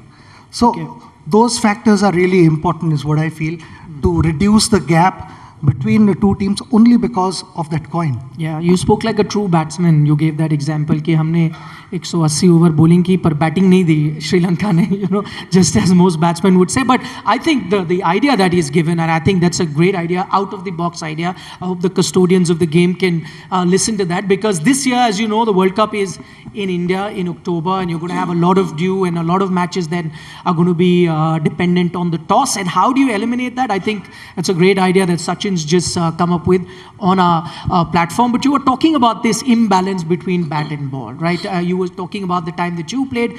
No 2 new balls, so the ball would get soft. The other thing that would happen at that time was you sometimes played in the morning with the red ball. But what do you make of this other aspect which allowed bowlers some sort of control, which was using the saliva? It helped the ball. They could prepare the ball, and you're not using any artificial elements. You're using something which is natural, just as you use the sweat. That was taken away during the COVID time, but now they've made it permanent. What do you make of that? Well, I'm no medical expert, first of all, but I think it should be back without any doubt, because it's happened over 100 years. Guys have used saliva, and nothing drastic has happened. Yes, couple of years in between were challenging for everyone, and rightly so that decision was taken. But now it's behind us, by not allowing guys to use saliva. I think it's something that should be considered. And if we are talking about unhygienic, then I've seen guys putting a ball under their armpit. Yes. Happens a lot. So that, what are they doing? They're applying sweat. Is that hygienic? No, I don't think so. It sounds a little awkward, but I think, application of saliva does two things. There are two types of reverse swing. I don't want to get too technical, but one is that you don't wet the ball much. You just wet little bit, and that's when most of the times you use saliva, especially when the ball is new. You only work on very small damaged areas and shine the ball. The texture of saliva is slightly different compared to your sweat. So you said you're no medical expert. Yeah, I mean I'm no medical expert, so that was my first statement. So you continue to keep the ball light. It is shiny.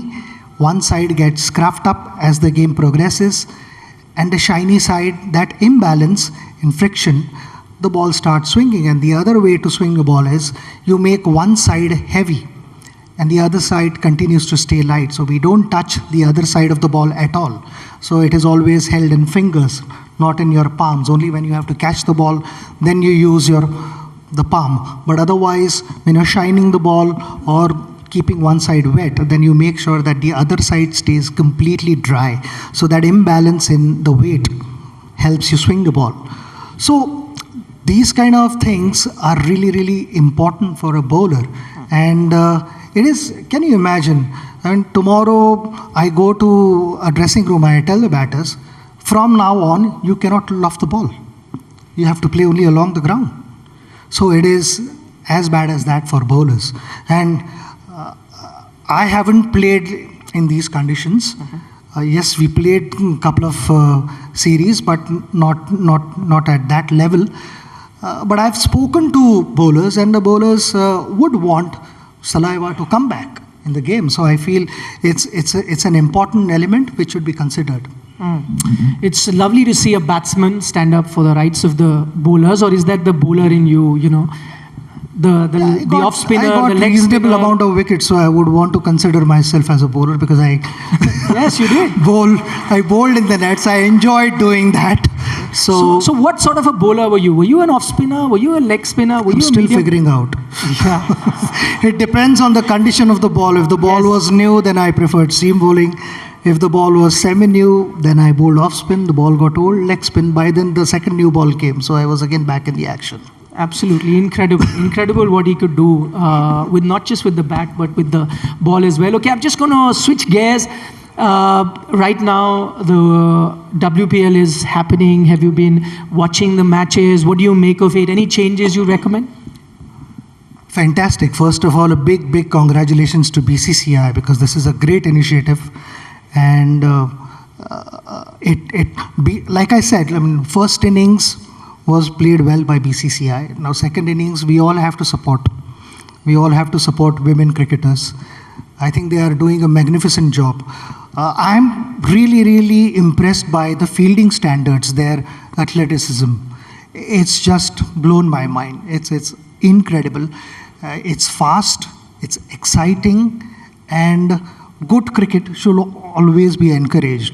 They are fiercely competitive, and I know how IPL is played, and this is a beginning of WPL. I feel every day starts with some expectation, and when you go back home, you've had some experience. So this is the beginning with some expectations, and I'm sure it's going to leave us with some great experiences. And I really want to congratulate all the teams, all the women cricketers who've turned up here. This is a beginning of something really, really big, not just for India, but cricket. Yeah, let's just hope. Let's just hope. Just another thing on the WPL. What do you make of different rules that they've got for WPL compared to the men's game? Again, one fielder is extra inside the Yes. ring. They play with 5 fielders inside the ring. I would have 4 fielders inside the ring, so fair balance between batting the ball, because anyways in this format, batters are looking to score runs, looking to play big shots. That extra fielder outside the ring is only fair to a bowler. Maybe that is also something that can be looked at. Shweta, my colleague, she follows women's sports a lot, had a question for you. Go ahead, I Shweta. follow all sports, Nikhil.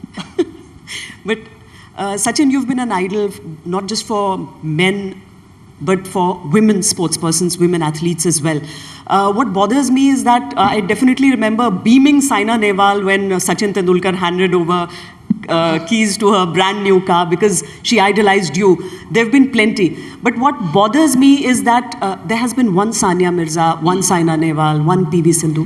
Do you think the time has come? Has women's sports arrived? Or should we be a little more patient? Because what do you make of the scene? Without any doubt, they have arrived. I mean, and you need heroes. You know, basically you idolize them as a kid, you worship them, you want to emulate whatever they have been able to achieve in life. You want to follow their footsteps. There are so many big names. Just to name a few: Mary Kom, P.T. Usha. You grew up watching her. Saina, like you said, Sindhu, Sania has just retired, and all these women, so many of them, they've brought laurels to our nation. I feel this is a beginning of something really, really big.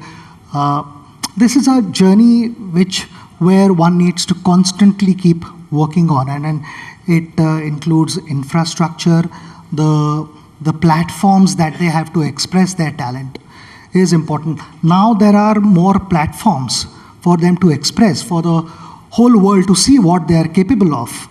Till now, they played, but the coverage was not there, the following was not there, appreciation was not there. So there is no better tonic for any athlete when opportunities, the platform, and appreciation of having done well come together. So when these 3 things come together, that is the greatest tonic any athlete can have. And that just inspires you to push harder, to take that extra step further. And that is what we need. So it is not, we cannot be pointing fingers at so and so is not doing anything for us. It is our responsibility. In whatever capacity, if we all individuals can step forward and support them, the results will follow. Okay, I'm going to bring you back to cricket because there's another thing that I wanted your opinion on, DRS. Now that wasn't there when you were playing. Let me ask you, you remember every inning of yours? Now tell me, going back. Don't tell me to name umpires. No, but I will ask you to do that. Now tell me, how many of those dismissals, if you had the chance today, would you have referred to the DRS? नहीं उतना तो नहीं पता, but yeah, quite a few. Quite a few. I cannot count them on my fingers for sure. Has it changed the game? Sachin Tendulkar sitting here, 100 hundreds, plenty of runs. But imagine if you had the benefit of DRS. What do you make of the use of technology? And do you ever wonder, I wish I had it during my playing days? Yeah, I mean, I would have loved it without any doubt, because some decisions go in your favor, some decisions go against you as well. So I would have loved it, but I'm still not clear in my head.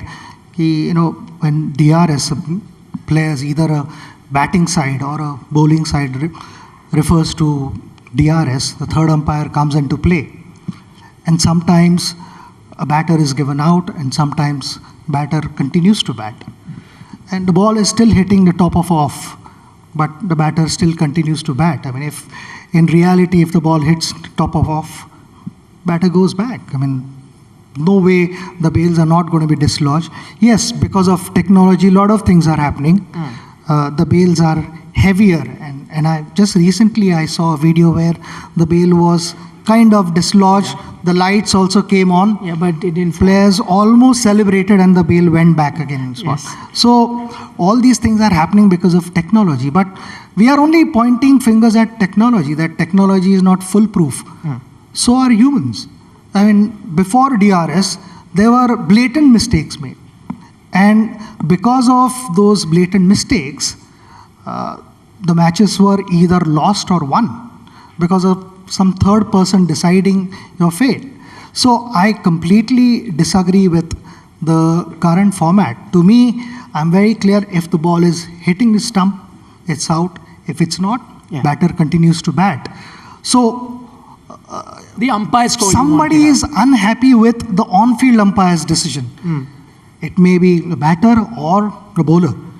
And that's why you go to the third umpire. So why are you going back again to the decision maker who somebody is unhappy with? They disagree with that decision. Because they say it's not 100% proof technology, so let's go back to the umpire. But I mean, humans also made mistakes, right? Umpires, I have been part of many matches where which has cost us a game because of bad umpiring. Tell us some. You remember something that's... No, there are many games that way. I mean, blatant mistakes.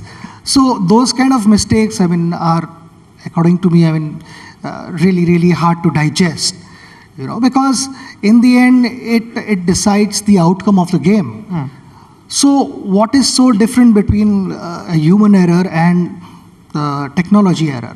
It is, if you've decided to go that route, you might as well go that route. I mean, it's like, I have this cup, thoda chai bhi dalte hai aur thoda coffee bhi dalte hai. It doesn't work. You need to either have tea or have coffee in that. But what we are trying to do is we are mixing both things. And I disagree. Okay, we're running out of time. My dear friend and colleague Vikrant, he'll kill me if I don't allow him to ask a question. Go ahead. Sachin, 20 years of the India Today Conclave and 20 years to that 2003 World Cup final between India and Australia. And maybe that's when the journey began for Indian cricket. So we just won the Border Gavaskar Trophy. We made it to the World Test Championship final, June. Could this be India's first ICC title in 10 years? Yeah, I think we've played well, and we have a good team. We have a balanced team. Yes, in those conditions, like I said earlier, you'll have to see the conditions, you'll have to see the surface, overhead conditions, and then also the forecast comes into play. Like I said, in ODI cricket, the forecast will also come into play with the new things that I'm suggesting. Similarly here in Test cricket also, we'll have to understand overhead conditions for next 5 days and then accordingly pick the squad. It would be slightly challenging for a captain to have extra spinners in the team. So that balance we'll have to get it right. And I'm only thinking from India's point of view. Let Australians think what they want to do. I'm just thinking of what we should be doing. We stand a very good chance. Supreji had a question, yeah. Sachin, 2011 में India में world cup हुआ था, उसके बाद 2023 में world cup हो रहा है. आप कैसे देखते हैं 2011 में कैसी तैयारी थी, तब हम चैंपियन हुए थे, क्या 2023 में हम चैंपियन बन सकते हैं फिर से?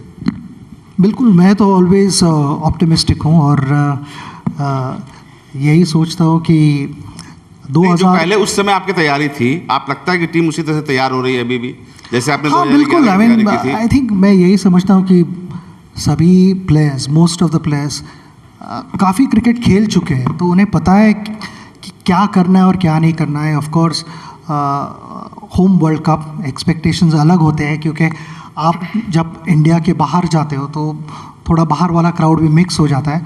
But that is becoming less and less कि जहाँ भी जाओ. मुझे इंग्लैंड में कुछ समय पहले लोग कह रहे थे कि अरे लग ही नहीं रहा है कि हम इंग्लैंड में हैं, और ये इंग्लिश लोग कह रहे थे मुझे ये लग रहा है कि हम इंडिया में. I am glad, feel at home, don't worry. तो ये एक अलग एक्सपीरियंस होता है when the crowd gets behind you.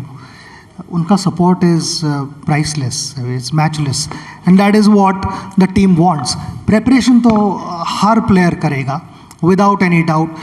सिर्फ physical preparation नहीं, मगर mental preparation भी उसके लिए ज़रूरी होता है, क्योंकि आप जो सोचते हो उसे action follow करते. So if you are thinking right, then it's seen that positive energy, that fluidity in your body, जो एक smooth movements होते हैं और कभी-कभी restricted movements होते हैं. तो that is seen because some days you are thinking right, some days you are not, and it's human to go that way. मगर वो दिखाई देते हैं. So I'm just wishing our team all the very best. I'm very hopeful.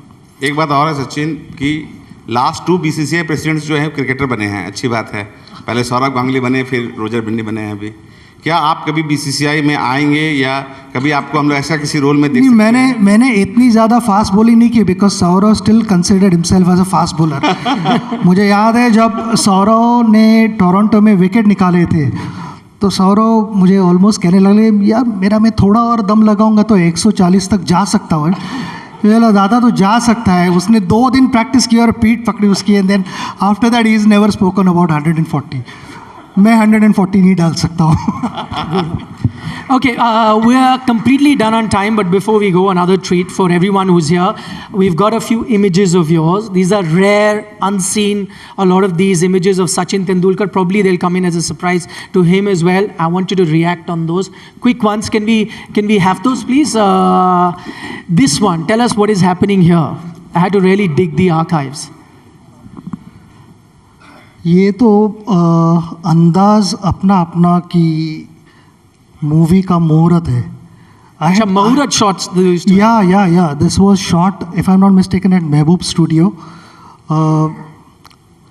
All 4 of them, अभी obviously I knew them, मगर did not know them personally. ऐसे कि अभी मैं जानता हूँ काफ़ी लोगों को, मगर उस समय मैं नहीं जानता था, इतना पहचान नहीं थी.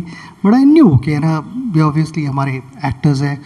आई had played I think in Pakistan, and before going to New Zealand उन्होंने मुझे पूछा था कि क्या आप आ सकते हो, कुछ नहीं करना है, सिर्फ नारियल तोड़ना है और कुछ नहीं करना है. तो I said, okay, ठीक है. That was my only occasion. No, you were lucky because this holds the record for most home videos ever sold, this film. It was a cult film. They should have called you for more Muhurat shots after that. Next one. What is happening here and who are you dressed as? I'm just checking कि अभी तो है नहीं ना mustache. However, नहीं, this was on my first tour of Pakistan. We were not allowed to go out anywhere. So this was in 1989, and I was only 16, officially, genuinely 16. तो उस समय media and the team, we were staying in the same hotel, and we thought, why not get together? It was my first tour. It was never done before, but we decided to have Sunday club, और सब वहाँ पे आएंगे. We'll just have good food. Enjoy each other's company, mix around, because we were not allowed to go out anywhere. So in those days, ये सारी चीजें हुआ करती थी. Who are you dressed as? अभी हो रही कि नहीं, मगर who are you dressed as? Is there somebody in particular or just hair stylist? Oh, मेरी तो नहीं, गब्बर सिंह तो यही थी कि कोई ऑप्शन तभी उस समय कुछ हेयर स्टाइल वगैरह नहीं थी. आज I know there's a lot of attention, paid to कैसे लुक से और क्या है. I did not think of that much. Next one, talking about hairstyles. See that? That is a young Sachin. We remember the one holding the bat, but this is a rare picture of his. Yeah, I'm a 4-year-old Sachin here. मुझे actually school में और जहाँ जाता था, मुझे teachers वगैरह भी साई बाबा कहते थे, क्योंकि my hair style was like this. मगर I was extremely a naughty kid. यहाँ दिख रहा है कि ना सीसॉ पे हूँ मैं और स्लाइड पे हूँ, और काफ़ी ऊंची थी ये slide, but I was kind of fearless. I mean, I always wanted to do all these things, always up to mischiefs, and my parents, I don't know how they stayed patient with me for so long. That mischief is the one that made you a cricketer, because you were sent to a cricket academy. So good on that. Next one. This is you playing the tabla. I know you're a big Kishore Kumar fan, a Zakir Hussain fan too. Yes, they're great artist. I mean, Zakir Bhai, obviously, I mean, I've had the honor of meeting him, spending time with him. We had a meal together. I've been a huge fan of Kishore Kumar as well. But ये हमारा ऐसे ही हम experiment कर रहे थे. This was somewhere in the 90s. ऐसा दिखाई दे रहा है तो ये शायद कलकत्ता हो सकता है. Okay. And Sanjay loved singing. तो मैंने कहा कि चलो मैं कंपनी देता हूँ, तो I can not play tabla. मैंने कहा कि जो भी तबला बजाए ठीक है, थोड़ा बहुत हम कर सकते हैं. एंड संजय डजंट माइंड कि बैकग्राउंड म्यूजिक क्या चल रहा है, वो उसका काम करता है. Okay, the penultimate one. Third one is Praveen Amre. That's Praveen Amre, yes. Third one is Praveen Amre. So I think this was Praveen's first India series. We played he debuted India. in South Africa. So he played in South Africa, Yes. and after that we came to India and played against England. Okay, penultimate one. Do you recognize, I don't know how many of you recognize the gentleman sitting to his right? That's correct. उसके कपड़ों का क्या हुआ है? Was he like shooting? No, I didn't know. I mean, I was shooting a commercial. He came and said that, can I click a picture with you? So he came as a fan? Why not? As a fan, not as a... I met him after that. He's a wonderful guy, and I loved his work. He's very, very creative, very imaginative, and he's not shy of taking challenges, accepting challenges, doing different roles, and I thoroughly enjoy his acting. So I wish him all the very best. Okay, final picture. For that, I need you to get up because we're going to recreate this moment. It's 20 years of India today. It's 20 years of the most iconic shot ever played on the cricket field. Many fans have voted for this. This was a 60 hit of Shoaib Akhtar in the game versus Pakistan. And what we're going to do live is, after 10 years or 20 years, we're going to get him to recreate that shot live for you. It's never happened. Just pose for us in that shot. Firstly, was that an uppercut? What was it? Shoaib Akhtar was bowling. High pressure game. 1st March, I think, 2003. Yeah, I know. और उसके पहले बहुत sleepless nights हो चुके थे, क्योंकि India Pakistan game is always a big game. लोगों ने almost when they got to know close to maybe 10 months और 1 साल पहले ही बात करनी शुरू की थी, बाकी के गेम्स का जो भी हो जाए ठीक है, ये गेम जीतना है. तो I said, what do you mean? नहीं ये गेम जीत के आओ. तो उस तरह का प्रेशर था, एक्सपेक्टेशंस थे. वो ज़्यादा तेज़ नहीं है, ऐसे ही 150 पे डाल रहा था. अगर गलत टाइम पे आप ब्लिंक कर जाओ तो बॉल निकल जाता था. मगर these kind of shots are not planned. अगर आपको दिख जाता है ball, and if you have time to play, then you go for it, and that is exactly what happened. कि मैंने देखा कि बॉल थोड़ा सा ऑफ स्टंप के बाहर है.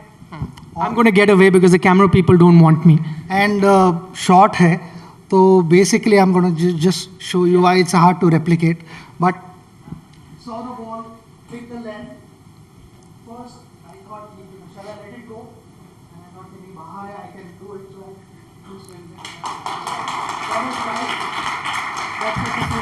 All right, Sachin Tendulkar, thank you so much for, pouring your heart out, giving us an insight in the man that Sachin Tendulkar is. Ladies and gentlemen, the first man to score an ODI double 100, the only one to get 100-100, Sachin Tendulkar.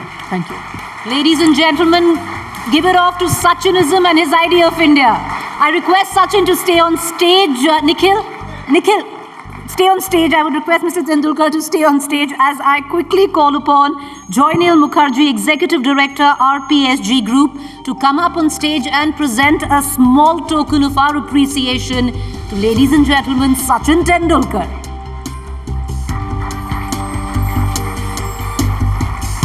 Our session sponsor, RP Sanjeev Goenka Group. Can I say a big thank you to the team that got the backdrop as well. Incredible. You know what Naveen and Nilanjan and Bandeep have been able to do. Sachin himself was very impressed. So big thank you for that.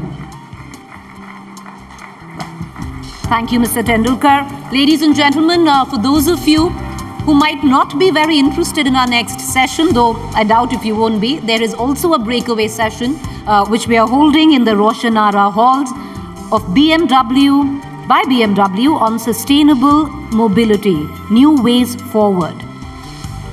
So you can go there, but let me take you now to our next session. The Smokeless War, China's secret strategy to replace America as a global superpower.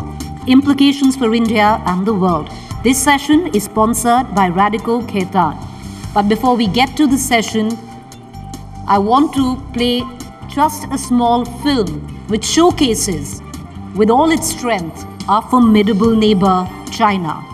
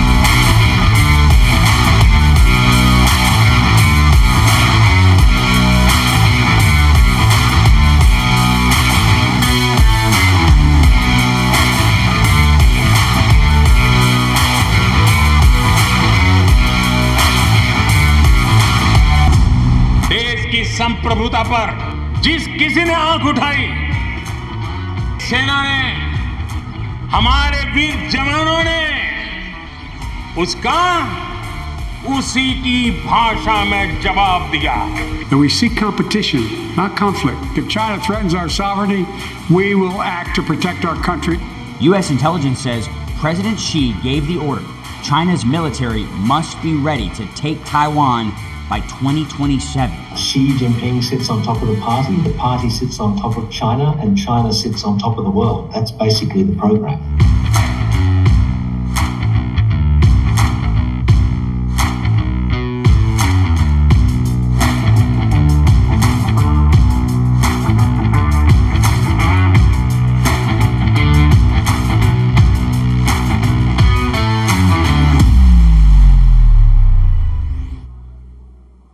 That's a small glimpse of the emerging superpower China, its implications for India and the world.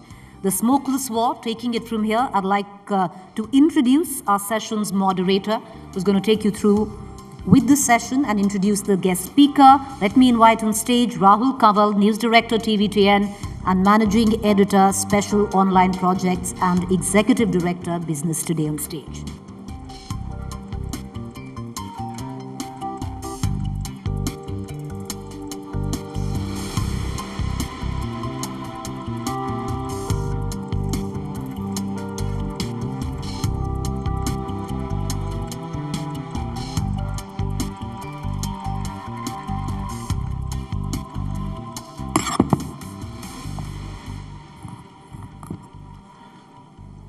Long before China bared its fangs and started flexing its international muscles, one man was writing on China's 100-year marathon and its secret plan to replace the United States as the world's leading superpower.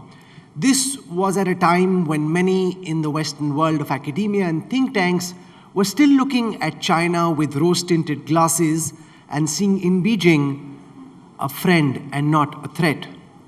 The theme of this year's conclave is the India moment, but there is a giant dragon hanging over that Indian moment, and that dragon lives in Beijing. To discuss the biggest threat to India's growth and to the global system at large, I am delighted to welcome to the India Today Conclave one of the world's leading experts on China, Mr. Michael Pillsbury. Mr. Pillsbury has been advisor to many US presidents. He's a consultant at the US Department of Defense. He's the director of Chinese strategy at the Hudson Institute. And he's known the world over for his prescient book, The 100-year marathon, China's secret strategy to replace America as the global superpower. If you haven't read this, you absolutely must. Joining Mr. Pillsbury, for an Indian perspective, we have Manoj Kevalramani. Manoj is the chairperson of the Indo-Pacific Research Program and a China Studies Fellow at the Takshashila Institute, a public policy center. So welcome, and let's now talk about the biggest threat to the India moment. And can I get Mr. Pillsbury to look back at this book which came out in 2015, a lot of what America now takes as given, you've already written about way back. You talk about China replacing the United States as the world's #1 power by 2049. Are you still on track for that timeline? Is the timeline being advanced into the future? Has it been brought forward? Mr. Pillsbury, let's start from there. Thank you. I think the Chinese are ahead of schedule. I underestimated how fast they would surpass America in various indicators. The Heritage Foundation actually next month is going to come out with a list of indicators where China has already surpassed America. Some of them are quite dramatic. When the Chinese launched a round-the-world hypersonic missile, we can't do that. We were quite certain China could not do that. When they went to the far side of the moon, we can't do that. We were surprised that China could do it.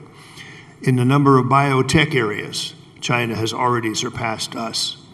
So I underestimated two things. One was the progress of China.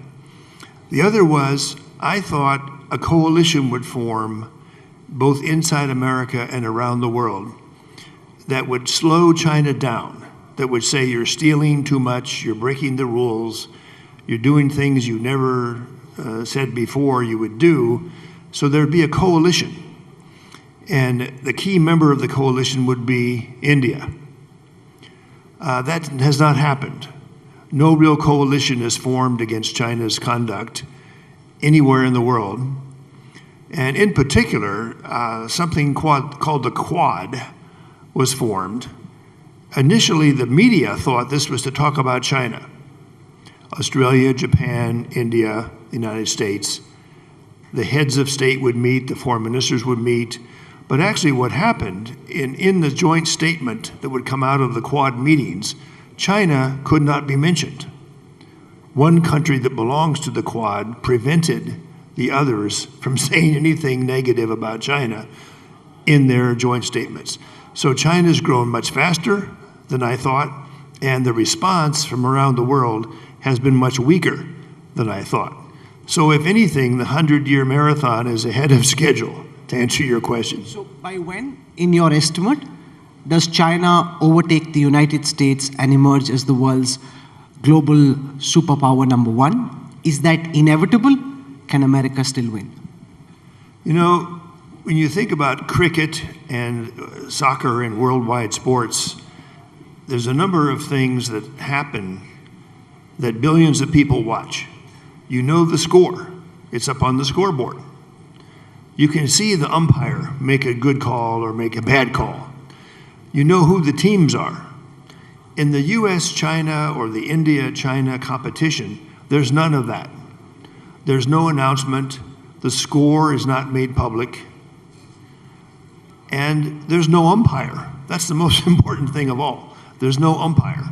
So the role of India today and the worldwide media in general is very important. They've got to describe what is the game that's going on, that's secret, that's behind the scenes. Which indicators should we watch? I didn't mention another surprise to me was the nuclear weapons. The Chinese have told the world since their first nuclear test in 1964, we don't believe in nuclear weapons. Yes, we have a couple hundred, maybe, but that's only for defense. Now, just in the last 2 years, it's been announced by our strategic forces, China is having a breakout, what's called strategic breakout. They're building so many new ICBM silos that just 2 weeks ago, our key general said, China now has more ICBM nuclear weapons silos than America. This is a big surprise. But is there a worldwide coverage of the team players in cricket? Suddenly this has happened? No. You'll find it very difficult to find in any newspaper in the world or any TV show in the world other than yours that this is happening. Now, if the Chinese go for 1,500 nuclear warheads, which is the American military estimate, they're going for either parity or to surpass both America and Russia. Now, Indian nuclear forces it's secret, but let's say it's 100 or 200. If China goes for 1,500, that's a 7-to-1 superiority against the Indian moment that we're talking about so much today. But again, it's not covered as a cricket match or as a worldwide World Cup. I can see Mr. Pillsbury is quite inspired by Sachin Tendulkar's session just before this. But one of your specializations really is to compare comprehensive national power. And if you were to give us your ranking, where do you see, relative to the United States, China stand at this moment? Where does India stand in your global matrix? And where do you see things move from here? Well, the only places in the world that this kind of question is answered are secret places inside governments. The Russians have a unit that measures the balance of power. We have a unit that measures the balance of power. And so does India, frankly. So does China. I first got onto the idea of the book, The 100-Year Marathon, by visiting some Chinese experts who were working 20 years into the future. They were measuring what would China have to do to become the #1 power in the world. I could not find that kind of thinking in Moscow or Washington or Delhi or Tokyo. But the Chinese were thinking ahead. What exactly do we have to do to surpass all other powers? And they recruited the World Bank, of all people, to open its largest office in the world, 3,000 people in Beijing, to advise China what to do about their state-owned enterprises. And they came up with a phrase I'd never heard before, called national champions. At that point, China had 0 companies on what's called the Fortune 500 list of the companies in the world that are the most capitalized. Now, recently, China has surpassed America. They went from 0 to 140 of their companies on this list. America's about 120. India is much lower. This is a joke, actually, they even had a billionaires index. Who had how many billionaires? In the beginning of this process, China had 0. Guess what? 3 years ago, China has more billionaires than America. Now, some indicators are a joke. They surpassed us in beer drinking. Okay, I can live with that. But the measurement of the balance of power, I've heard people at the conference today talk about India's #5 or India's #6. That's what the Chinese were 30 years ago. And they had a series of measures to get up to #2 and moving toward #1. But again, this is secret work done inside governments. And the Chinese, to my amazement, you would think as their progress went from #6 to #2, you would think they would be like a good World Soccer Cup. Take credit, say we're #1 and hope for applause. The Chinese stopped the World Bank and IMF from announcing that China's economy had surpassed America. They want to play all this down. They're very sensitive from their ancient literature. Never brag, never get a rival to rise up against you. So play dumb, play weak, which we still find them doing. Some of the scenes that showed the PLA marching, this is not what they prefer to present to the world. They like to show Chinese ballet, Chinese opera, Chinese art. There's a new policy that began in the last 10 years that Confucius is now the symbol of China. So Xi Jinping went to Confucius' hometown, signed some books, starts quoting from Confucius. This is what China wants to project. Don't worry about us. We're not going to become the #1 power in history. We're just raising people up out of poverty in China. And as we do that, by accident, we become the world's greatest power. So this is what we face. Speaking of Confucius, Confucius says that there can't be two suns in the world, nor two emperors on the earth. Where do you think China sees India at this moment? Actually, I know quite a bit about that because I used to raise the question of India with the Chinese. A lot of Americans thought over the last 50 or 60 years there would be kind of a horse race with China and India, the two horses. And everybody thought India will surpass China. Democracy, speaks English, rule of law, the Communist Party quite weak. So there was no contest. But then it turned out the opposite. China pulled way ahead of India in almost every indicator. So why did this happen? It looks like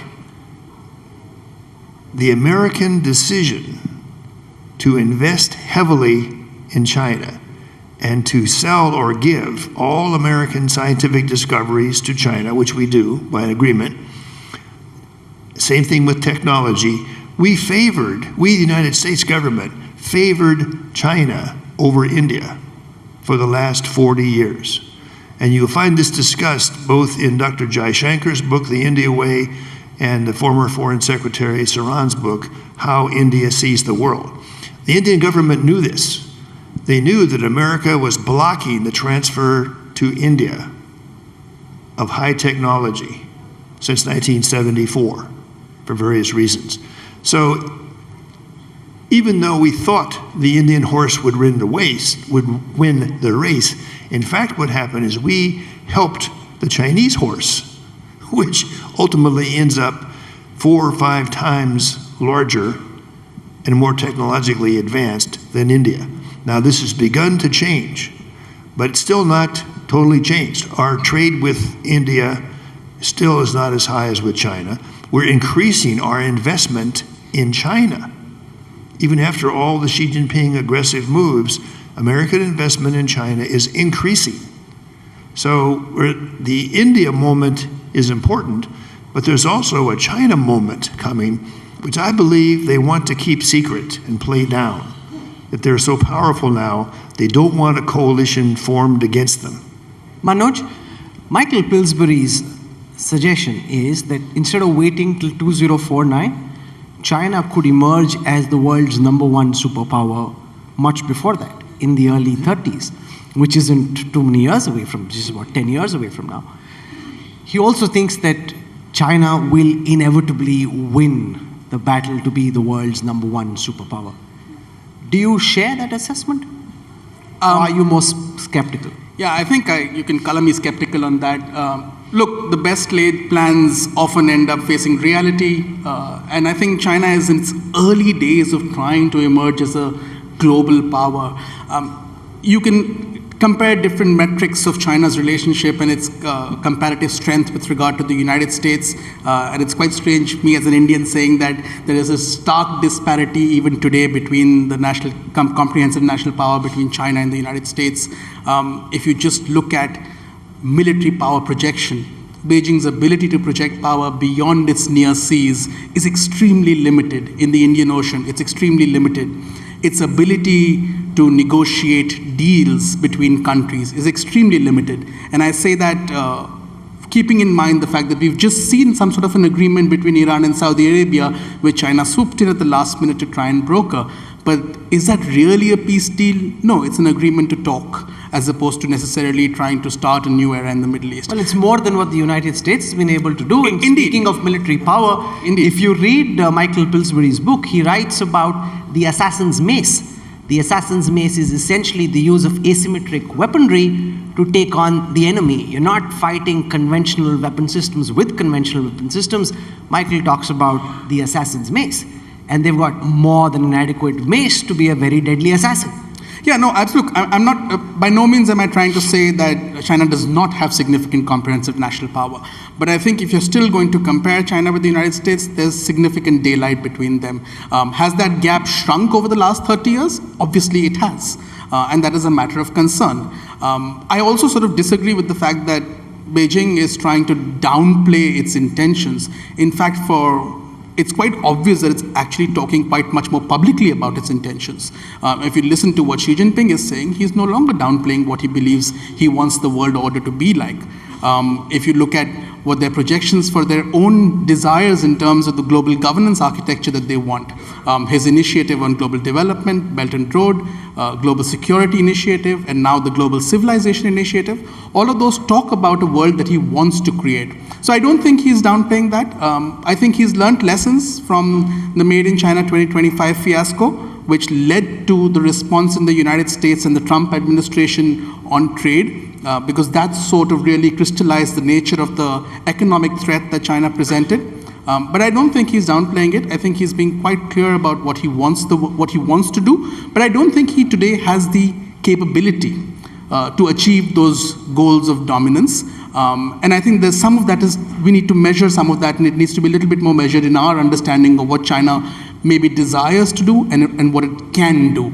I'd love to have $1 billion in my account. It's not there. So I think we need to keep that gap between intent and capability in mind, and that allows us to then respond in kind to try and shape the kind of behavior that we want from China. You know, for those of you who haven't followed Michael Pillsbury's work, I just want to take you through the 9 key principles he lays out from the warring states era, which lie at the heart of his work and which give you a sense of how he thinks China operates, and as a fact it does. So the first is induce complacency to avoid alerting your opponent. For many years, Beijing did that. Manipulate your opponent's advisors. Be patient for decades to achieve victory. Steal your opponent's ideas and technology for strategic purposes. Military might is not critical for winning a long-term war. Recognize that the hegemon, in this case the United States, will take extreme steps, even reckless action, to retain its dominant position. Deceive others into doing your bidding, and this is something China is a master at. Wait for the maximum opportunity to strike. Be vigilant to avoid being encircled or deceived by others. And one of the mistakes in Chinese history that the warring states made is that the challenger oftentimes struck before its time had come. Made the incumbent alert, and then helping the incumbent quash the challenger before the challenger could become the new superpower. Is modern day China repeating that mistake, or do you think they've learned from the mistakes of the last several centuries? The correct answer is both. There is a debate in China that we can see indications of, that some people think Xi Jinping has gone too far, that he's a bit too open about China's goals. But I think overall, the Chinese, I know, are very sensitive to observe in the great powers of the world how strong is the China threat theory growing. They try to measure it. They know individuals. We know that their embassies keep track of who are China's friends, who believes in the China threat theory, who are the swing voters in between. Are you a friend, enemy, or a frenemy? Well, the Chinese say you used to be our friend when you delivered the Mark 46 torpedoes for our submarines in 1985, when you provided nuclear targeting data to China against the Soviet forces. President Reagan did the most to actually arm China, sell them weapon systems. So they want that Pillsbury to come back. They haven't given up hope. And there is a group in our country, the so-called G2 people. They believe the US and China have a destiny to work together against all the other powers of the world. These are who you call panda huggers. They just like the word G2. No G20, no G15, G2. That basically the two great economies of the world can have the world order be their work. China encourages that way of thinking. One time they proposed to Obama, they proposed again to Trump, something called the new model of great power relations. And at first, it sounded very good. The new model means the rising power doesn't get attacked or hurt by the hegemon. But the Obama team started asking, well, who is in the great power relationship? Is India included? They said, no, India is not part of the great powers. And as the Obama team learned more, they turned down the Chinese offer. They've made it again to the Biden team. So this is something to watch in terms of how the world perceives the rise of China. If it's still a friendly panda, then a coalition's not necessary. And the only Cold War will be over technology issues. If you're sitting in India, I promise you, you're not seeing a friendly panda, you're seeing a lurking dragon. You're on the front line with China. You know, we don't have a border with China. Given all your expertise built over the decades with China, what's your best estimate, Mr. Pillsbury? When and will the People's Liberation Army attack Taiwan? Well, it depends on Taiwan and America's way of talking about Taiwan. The deal that was made by Henry Kissinger in the beginning was we Americans and the rest of the world pretty much included, we will not take a position on who Taiwan belongs to. We acknowledge you Chinese think that Taiwan is yours, but we don't actually accept that. So if that changes, that's a cause of war for China to attack. Right now, the ambiguity about who owns Taiwan is what keeps Beijing from having to attack. But there are already voices around the world that say Taiwan is independent. So far, America is the only country that sells weapons to Taiwan. We don't have any troops there. We don't store ammunition. We don't have a formal treaty. The Chinese belief is if we change any of that, that's a cause of war. President Trump secretly put a few American Special Forces units, they're supposed to be secret, on Taiwan. That when the Biden team came in, this somehow leaked to the press, to the Wall Street Journal, as a matter of fact. And now there's discussion of increasing the number of American advisors on Taiwan, and possibly even having military exercises with the Taiwan forces. I didn't really get a clear answer. Ceteris paribus, things being the way they are, in your best estimate, will the People's Liberation Army attack Taiwan, and if so, when? If I knew, I wouldn't tell you. Manoj, let me try and get your sense of this. Do you think Xi, in the manner in which he's speaking about his armed forces, the modernization, the world's fastest modernization that's ever been seen, is it inevitable, or are they just building a muscle at this moment which won't actually need to be exercised? I think one of the strategies that you've described also in your book is the idea that you win without fighting.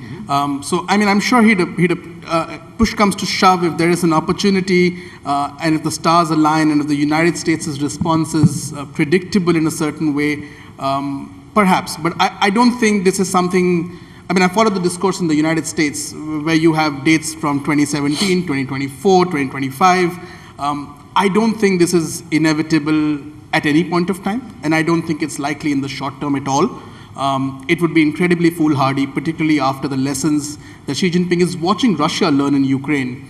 So I don't see that as an imminent threat, even from an Indian point of view, as to what's going to happen in Taiwan. You know, we have many distinguished people in our audience here at the India Today Conclave, including the former Chief of the Indian Army Staff, General Naravne. General Naravne, can I get you to intervene on whether you think that Michael Pillsbury is right when he thinks China is winning, that the United States will no longer post the mid-30s be the world's #1 power, and where do you, as the man who's guarded India for so long, think India stands relative to the dragon across the Himalayas?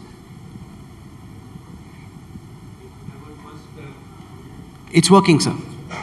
I would like to put a question to Mr. Pillsbury. You have made a very compelling case with respect to China and where they stand vis-a-vis the US. And in that context, do you think that the US is unnecessarily getting embroiled in Europe and Ukraine, and in the bargain only playing into the hands of China? Yes, I do. I think our focus should be the Indo-Pacific. It should not be Europe. There are too many warnings being given to both India and America that we can't just ignore what's happening. I myself think it was a mistake that our country aided China so much for 40 years and neglected India, or even worse, was even anti-India. That is slowly beginning to change. And I think cooperation between the United States and India is something that China fears will derail their 100-year marathon. They're very concerned about the Japan-India bilateral relationship, that this is beginning to involve security issues, military exercises. So China is not overly confident that they're going to win the 100-year marathon. And if Indian-American cooperation can grow over the next 10 years, if our support for Indian science, Indian technology, the Indian space program, frankly, getting India involved in arms control negotiations with China, right now China has no cap on their forces. And if they're going to break the Russian-American 1,500 nuclear warheads limit, it affects India too.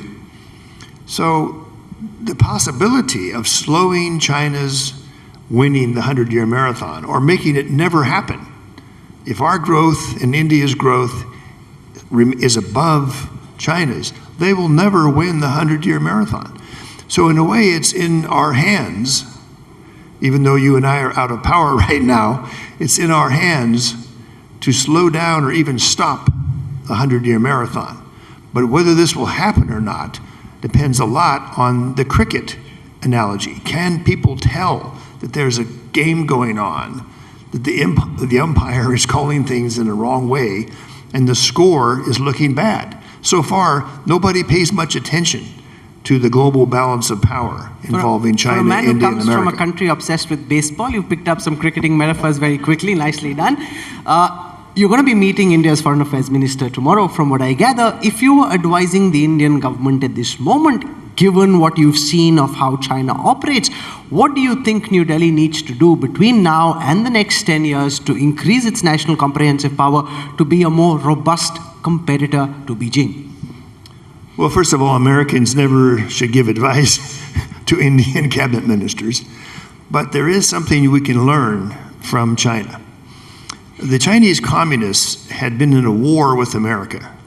There's various estimates, up to 1 million people killed on the Chinese side and the North Korean side, 20 years of hostility. But when the Chinese decided about the 100-year marathon, which is roughly 1978, 1979, they were ruthless for the next 30 years in bringing foreign investment into China. They hated the foreigners before this. But now when the Communist Party gave orders, if you and I wanted to build a cell phone factory in China, they would bring the infrastructure to us for free. Tax break, 10 years for free. All kinds of flattery. They did this across every technology sector they wanted China to grow in. It succeeded. Notice the way India treats foreign investors up until recently. Not very friendly. Mob scenes in front of McDonald's and Kentucky Fried Chicken. This is foreign stuff, you know, it shouldn't be here. The Chinese very quickly opened 1,000 Kentucky Fried Chicken stores. They opened several thousand McDonald's, Starbucks all over China. It's a miracle that the Chinese Communist Party was able to turn on a dime. Okay, the foreigners were all bad and evil before, now we welcome foreign investment in the extreme. That worked beautifully for them. I'd love to see that happen in India as well. Okay, so we're out of time. I could go on and on because that's how fascinating and devious everything to do with Beijing is at the same time. And very few people are as clear-eyed about China as Michael Pillsbury is. Manoj Kevalramani, thank you very much for joining us. Thanks also, Mr. Pillsbury. You'll be around, so if you have any more questions on China, feel free to walk up to Mr. Pillsbury during lunch or any of the breaks. Thank you very much. It's been an absolute honor to have you here at the conference. Thank you. Ladies and gentlemen, please raise a warm applause for our speakers. This session was brought to you by Radico Khaitan, and I'd quickly call upon Mr. Ramar Sinha, CEO, Radico Khaitan, to come up on stage and present a small token of our appreciation to our esteemed guests.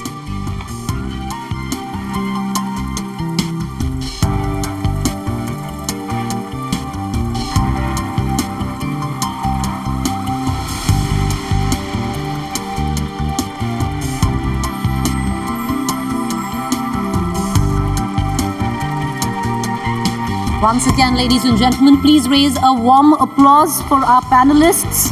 You can also buy their books, get them signed too at the Author's Corner in the atrium right outside Roshanara Hall.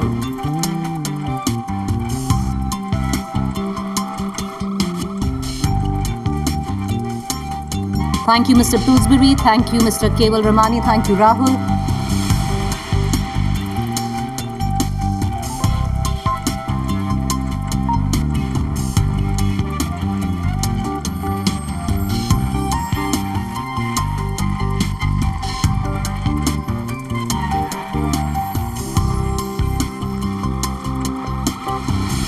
All right, ladies and gentlemen, we hope you are tweeting. Our hashtag is hashtag India Today Conclave. To quickly take you through what else you can expect on the sidelines of our power-packed two-day India Today Conclave in our 20th edition, well, we also have plenty of breakaway sessions, trust me, to get you up to speed on what's taking place outside in the other halls while we continue to power through our day one at the conclave. More so, right outside the Shah Jahan Hall, a very special cover shoot for our audiences. We have a conclave photo booth, so do make use of that.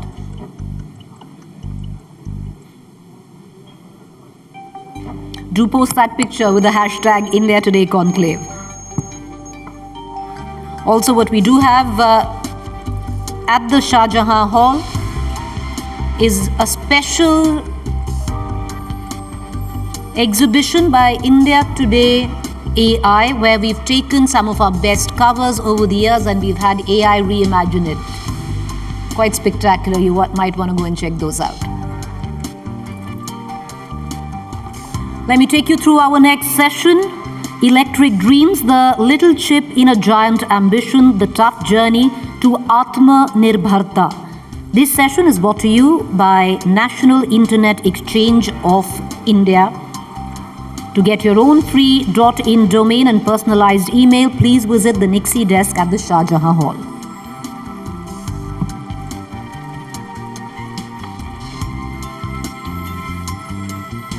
To take it from here, may I please invite sessions moderator Siddharth Zarabi, managing editor, Business Today TV, to come up on stage and introduce you to our next speaker.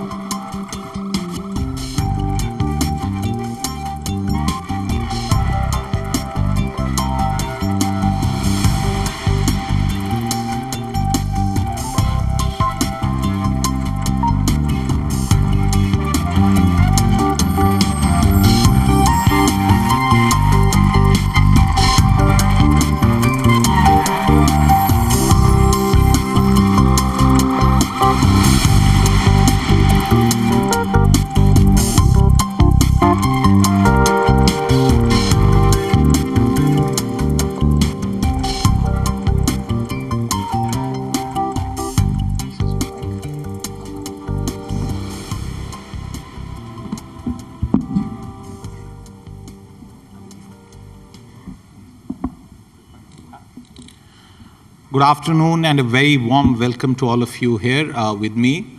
Anil Agarwal, the chairman of Vedanta Resources. I would like to call him the mining baron of India, and I don't know if he will agree with that description because he set his eyes on something far more interesting and beyond mining, which is turning sand into our dreams of connectivity, into what is called chips.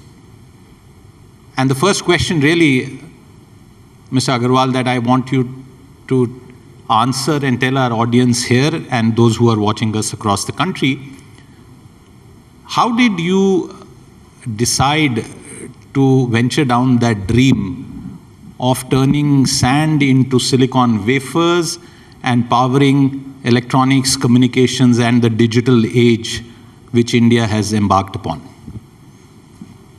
No, thank you very much. Thank you, Arun Puri, Kali, to organize such a event which is whole world is watching. It's amazing what India Today does. I thank all of you for an ordinary person to gather and we have to interact. But before that, I must salute our Prime Minister and this government. Because of them, मैं इतने सालों से, 27 सालों से मैं बाहर रहा, मैंने अपने आप को इतना अच्छी पोजीशन में कभी नहीं देखा। आज ये हमारा दिन आया है और ये सरकार हमारे प्राइम मिनिस्टर की वजह से आया है। So thank you very much for that.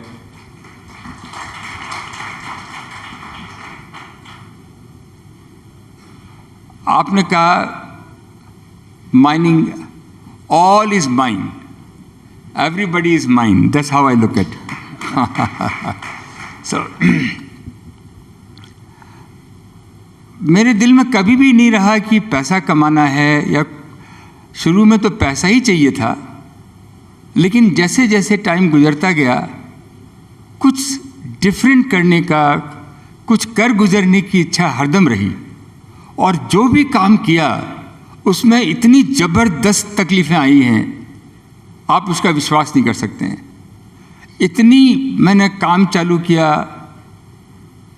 एक छोटी फैक्ट्री लगाई बॉम्बे में, दत्ता सामंत की यूनियन थी, कॉपर का प्लांट रत्नागिरी में लगा रहा था, पहला कॉपर का प्लांट, वहाँ पे प्रॉब्लम आई, नेवर गिव अप, टूटीकोरिन में लगाया, हिंदुस्तान का 50% कॉपर बनाया, हिंदुस्तान का फर्स्ट प्राइवेटाइजेशन किए में हाथ लगाया, भारत एल्युमिनियम नवरत्ना लेने के साथ में ही 2 महीने की स्ट्राइक हो गई।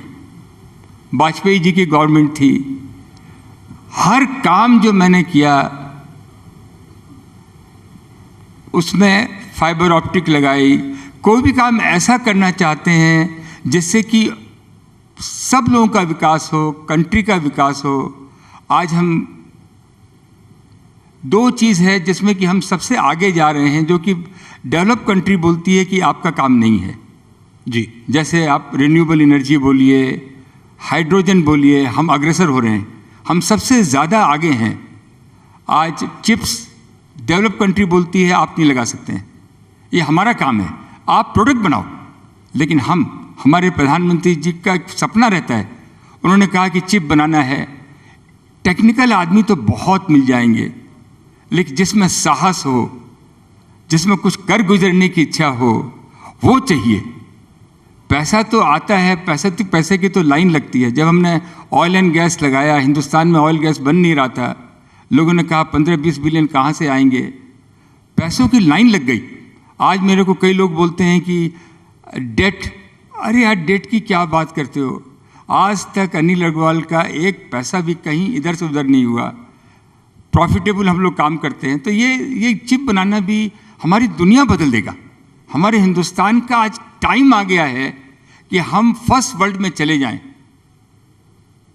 वो गाना है ना, एक गाना है, मेरे अचानक ही ध्यान आया, छोड़ो कल की बातें, कल की बात पुरानी, नए दौर से लिखेंगे हम मिलकर नई कहानी, हम हैं हिंदुस्तानी, हम हैं हिंदुस्तानी। ये काम है। ये आपने बहुत अच्छा एक पॉइंट बोला, and choice of song is also very excellent, but I want to come back to that point. आपने 22 साल पहले जब भारत एल्युमिनियम लिया तो आपने उसको खरीदा. मैं ये पूछना चाहता हूँ, in 2023 if I were to ask you, did you make the right decision या लेने के देने पड़ गए सरकारी कंपनी खरीदने के बाद? जो सिर पे कफन बांध के चलते हैं वो लेने के देने कैलकुलेशन नहीं करते हैं. हम लोग बिहारी लोग हैं, बिहार से आए हैं, तो कोई गिनती करके नहीं आए थे. क्या खोया क्या पाया, लेकिन कुछ कर गुजरेंगे. भारत एल्युमिनियम, मैं अपने बाबूजी के साथ में रेणुकूट जाता था.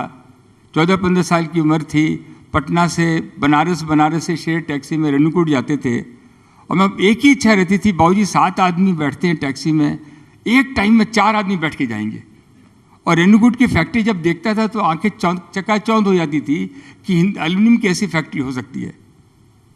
और एल्युमिनियम बनाया.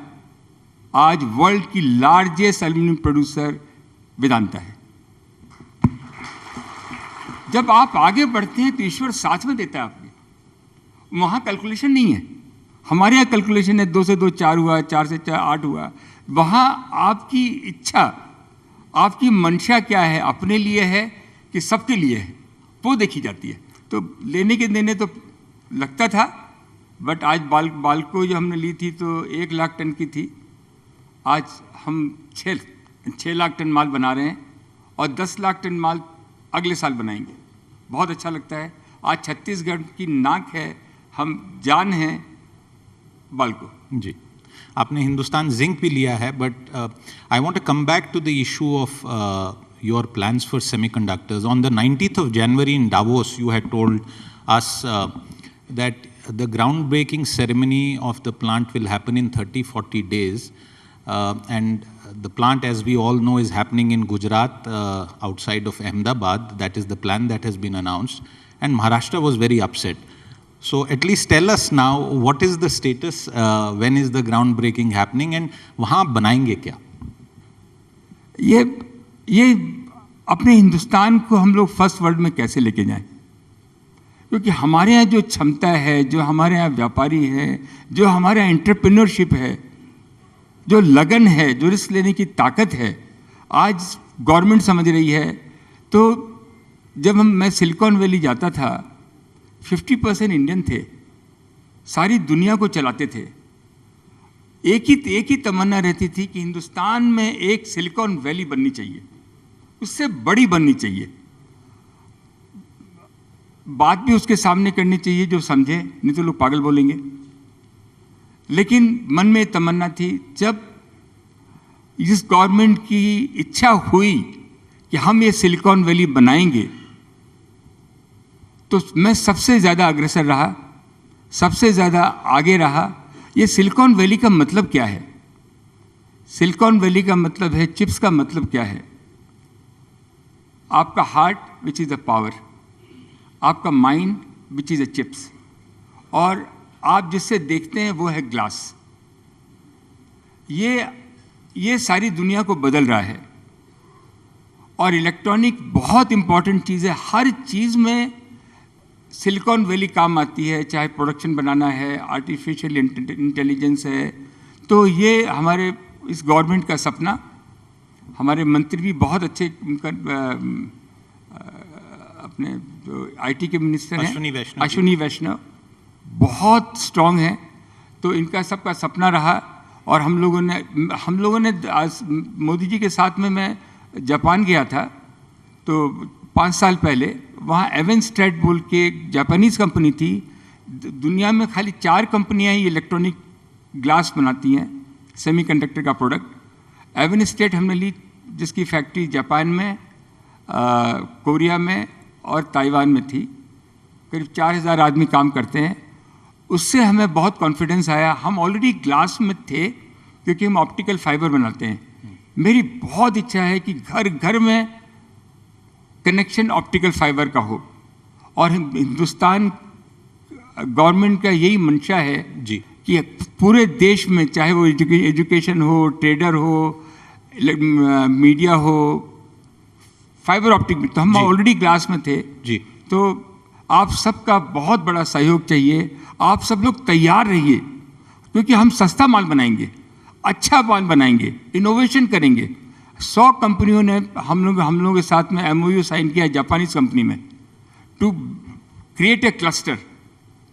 कम से कम भी 700-800 कंपनियां और आएंगी, आप जैसे लोग आएंगे, क्योंकि हमारे प्रोडक्ट जो बनाने में प्रॉफिट नहीं है, लेकिन ये फंडामेंटल रॉ मटेरियल है जिससे कि आप जो चाहे वो बना सकते हैं।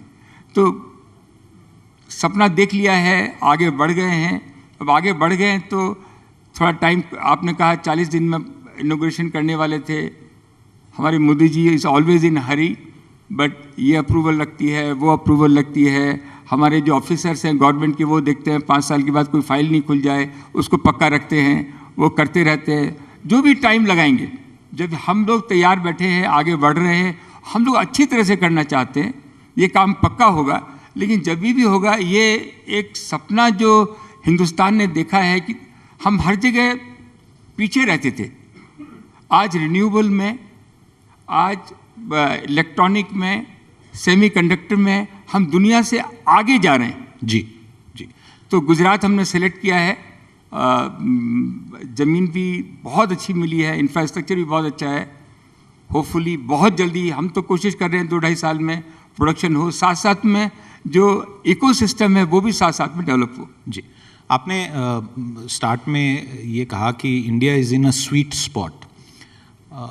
एक सवाल जो मैं आपसे पूछना चाह रहा हूँ, आपके बारे में नहीं, बट एक पिछले दिनों में एक वाकया जो चला, अडानी समूह को लेके काफ़ी चर्चा हुई about their debt and their financing and कई सारे मुद्दे उठाए गए। आपको क्या लगता है कि ऐसी चैलेंज क्या केवल एक समूह विशेष तक है, और is it a larger issue with respect to our story? देखिए, ये तो चलता रहेगा। हमने देखा है अमेरिका में कोई भी बिजनेस चला, IT बिजनेस चला, बैंकिंग बिजनेस चला, कुछ आगे जाते हैं, कुछ पीछे जाते हैं, कुछ के डेट कम होते हैं, बेसी होते हैं। लेकिन ये जो पहल हुई है, जैसे कि 100 बड़ी कंपनियां खड़ी हों, 1000 कंपनियां नंबर 2 में खड़ी हों, वो टाइम हिंदुस्तान का आ गया है। हम लोगों को डिले नहीं करना है, सबसे बड़ी बात है। तो ये जो डेट का है, हिंदुस्तान का व्यापारी ईमानदार है, हिंदुस्तान के एग्जीक्यूटिव अच्छा काम करते हैं। अगर किसी भी कंपनी में अगर इंडियन CFO है, उसकी शेयर की प्राइस ऊपर जाती है वर्ल्ड में। ये जो ऑरा चला है आज का हमारा, उसको हम कैश करें। हमारे बच्चे सबसे ज़्यादा अच्छे बच्चे हैं मेरे हिसाब से पूरी दुनिया में। तो ये जो आपने बताया, लोग हिंदुस्तान को आगे आने नहीं देना चाहते। आप विश्वास रखिए, हिंदुस्तान आगे आएगा तो हज़ारों लोगों के आंसू निकलेंगे। बहुत सतर्क होकर हमको आगे बढ़ना है, क्योंकि और कोई जगह ही नहीं है दुनिया में जहाँ की लार्जेस्ट डेमोक्रेसी है, जहाँ की कोई, दुनिया में आप बाहर जाइए ना, सब रो रहे हैं, सारा एक ही हो गया है, मी और मी। एक टाइम आएगा वो अपने बच्चों को भी ध्यान नहीं देते हैं, मेरा ही ध्यान रखो। आज हिंदुस्तान ही एक ऐसा है, अपने परिवार को साथ लेके चलता है, अपनी फैमिली को साथ लेके चलता है। ये बहुत बड़ा कारण बनेगा जिससे कि हम दूसरे अमेरिका बन जाएंगे, मेरे को इसमें कोई डाउट नहीं लगता है। ये जो आपने बताया अडानी का 100 कंपनी आएंगी। आपके डेट पे भी सवाल उठे हैं। There have been questions on your debt and your ability to raise financing as well in the recent past. आप देखेंगे तो ये तो बात, ये तो मैंने कहा ना, लोग कहते रहते हैं। आपको मैं अगर गिनाना चाहूँ, हाँ, तो मैंने ऑयल एंड गैस में आज $22 बिलियन लगाए, $22 बिलियन कैश। मैंने एल्युमिनियम में $17 बिलियन लगाए हैं, जिंक में $20 बिलियन लगाए हैं, iron ore, steel, ferrochrome, optical fibre, तो मैंने तो $100 बिलियन लगाए हैं। टोटल डेट, हर जगह का डेट लेके देख लीजिए तो मेरी 13 बिलियन की डेट है। 5 बिलियन मैंने लास्ट ईयर कमाए हैं, अगले साल 10 बिलियन कमाऊंगा। लोग मौका खोज रहे हैं कि कैसे, एक भी पैसा आज तक कोई डिफॉल्ट नहीं हुआ है। मेरे पिताजी ने मेरे से वादा लिया था, मेरे दादाजी ने वादा लिया था कि किसी का पैसा भी रखना नहीं है। तो ये बात तो जो आदमी आगे बढ़ेगा उसके पीछे से लोग खींचेंगे। हम लोग तो दारा सिंह की कुश्ती देखते थे, जब तक मार नहीं खाता था वो दारा सिंह तब तक दूसरे को मारता नहीं था।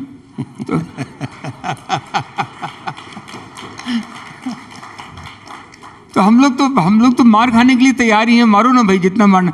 गवर्नेंस में प्रॉब्लम नहीं करना, अपने गवर्नेंस में प्रॉब्लम नहीं हो, आप आगे बढ़ते जाओ। कोई डेट जो जिस कॉस्ट में हम लोग प्रोजेक्ट लगाते हैं, हिंदुस्तानी जो प्रोजेक्ट लगाता है, जो टेक्नोलॉजी लेके आता है, हम लोग के पास जो आदमी लॉयल आदमी यहाँ रहते हैं जी, उसका कोई मुकाबला नहीं है जी। तो डेट की बात भी लोग करेंगे, पर्सनल बात भी करेंगे, और अच्छा भी है बात करें। चलिए, आपने पर्सनल बात कही है, and I must tell our audience that mister Anil Agarwal had once said that I am not a billionaire. I want you to explain this statement, because you have also said that what is taken from the Ganga has to be returned to the Ganga. तो इसका मतलब समझाइए कि आप क्या कहना चाहते हैं, और आप बिलियनियर हैं कि नहीं हैं आज की डेट में? मैं डेफिनेटली बिलियनियर नहीं हूँ। आज मैं ये मैं टाई नहीं पहनता, ये टाई इसका एग्जाम्पल है। आज मेरा लाइफ का जो मैं सपना देखता रहता हूँ कि हमारे 8 करोड़ बच्चे हैं 6 साल के आसपास के, उन सबको संस्कारी बनाना है, उनको पढ़ाना है, न्यूट्रिशन मील देना है।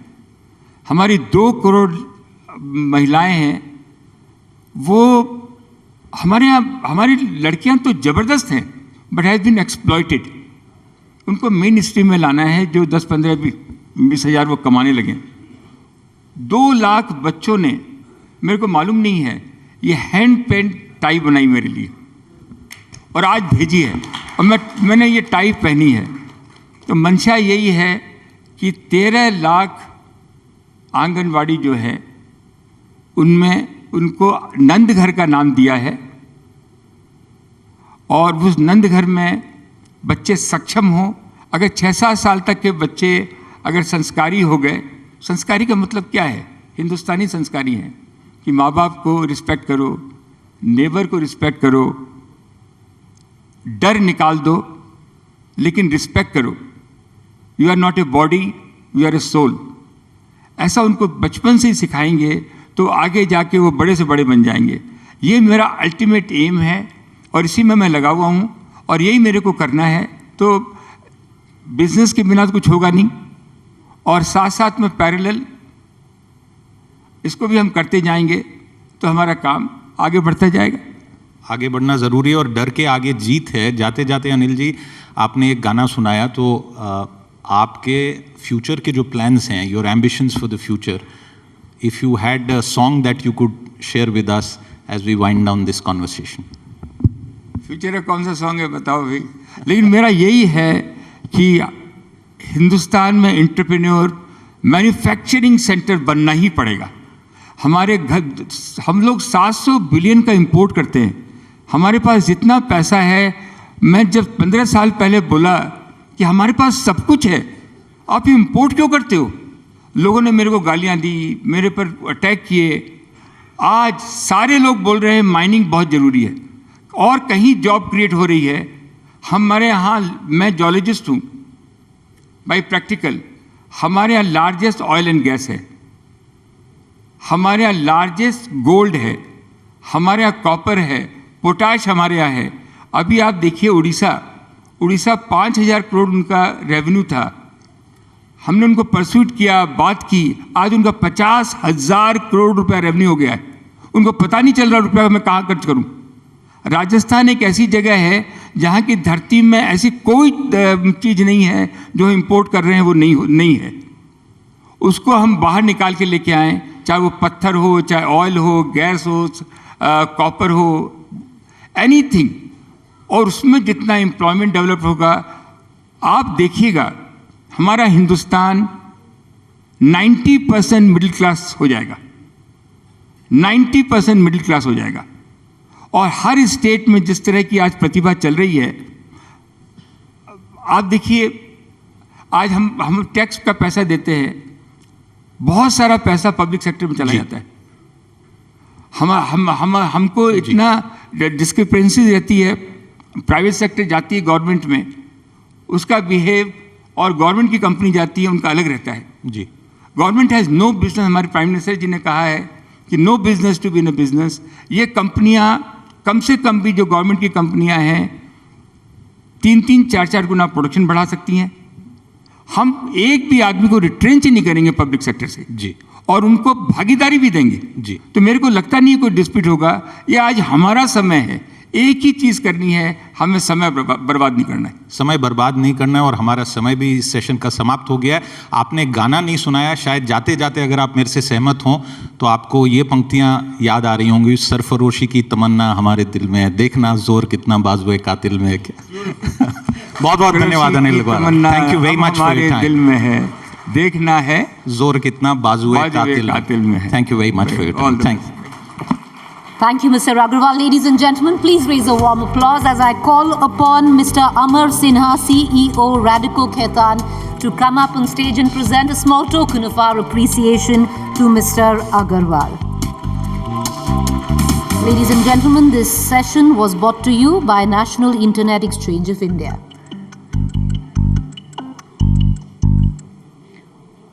Do put your hands together for Mr. Anil Agrawal, Chairman, Vedanta Resources Limited.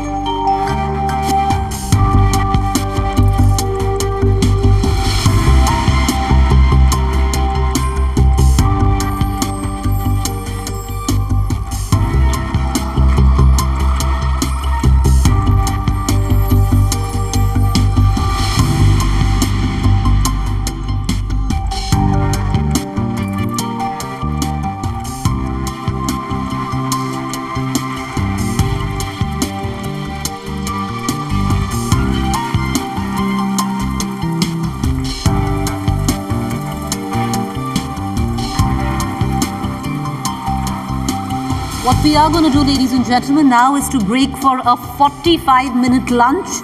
Lunch is served at the Shah Jahan and the Mumtaz Hall. We reconvene with our post-lunch session. Vehicles can be environmentally friendly. Renewable energy can be stable. Our modern lives can be sustainable for the planet. Let's change our perspective and not take our resources for granted. Hitachi is inspiring the world through digital and green technologies. Hitachi's social innovation is powering good. Can I tell you my dream? We want to make people happier by connecting machines to everything. Hitachi is collaborating with Suntory Beverage and Food Limited to provide products that are safer by tracking them individually. And by connecting building equipment and optimizing healthcare digitally, we will provide a more comfortable and healthier life. People can be happier when they're digitally connected. Oh, I'd love to be connected.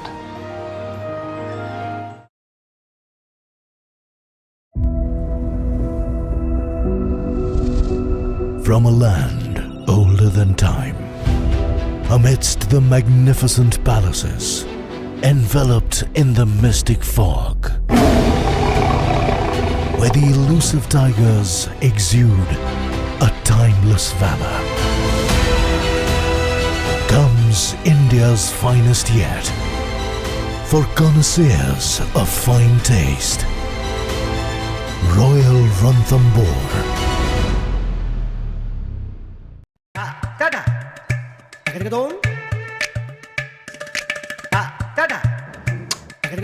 Mixed pickle. Mango.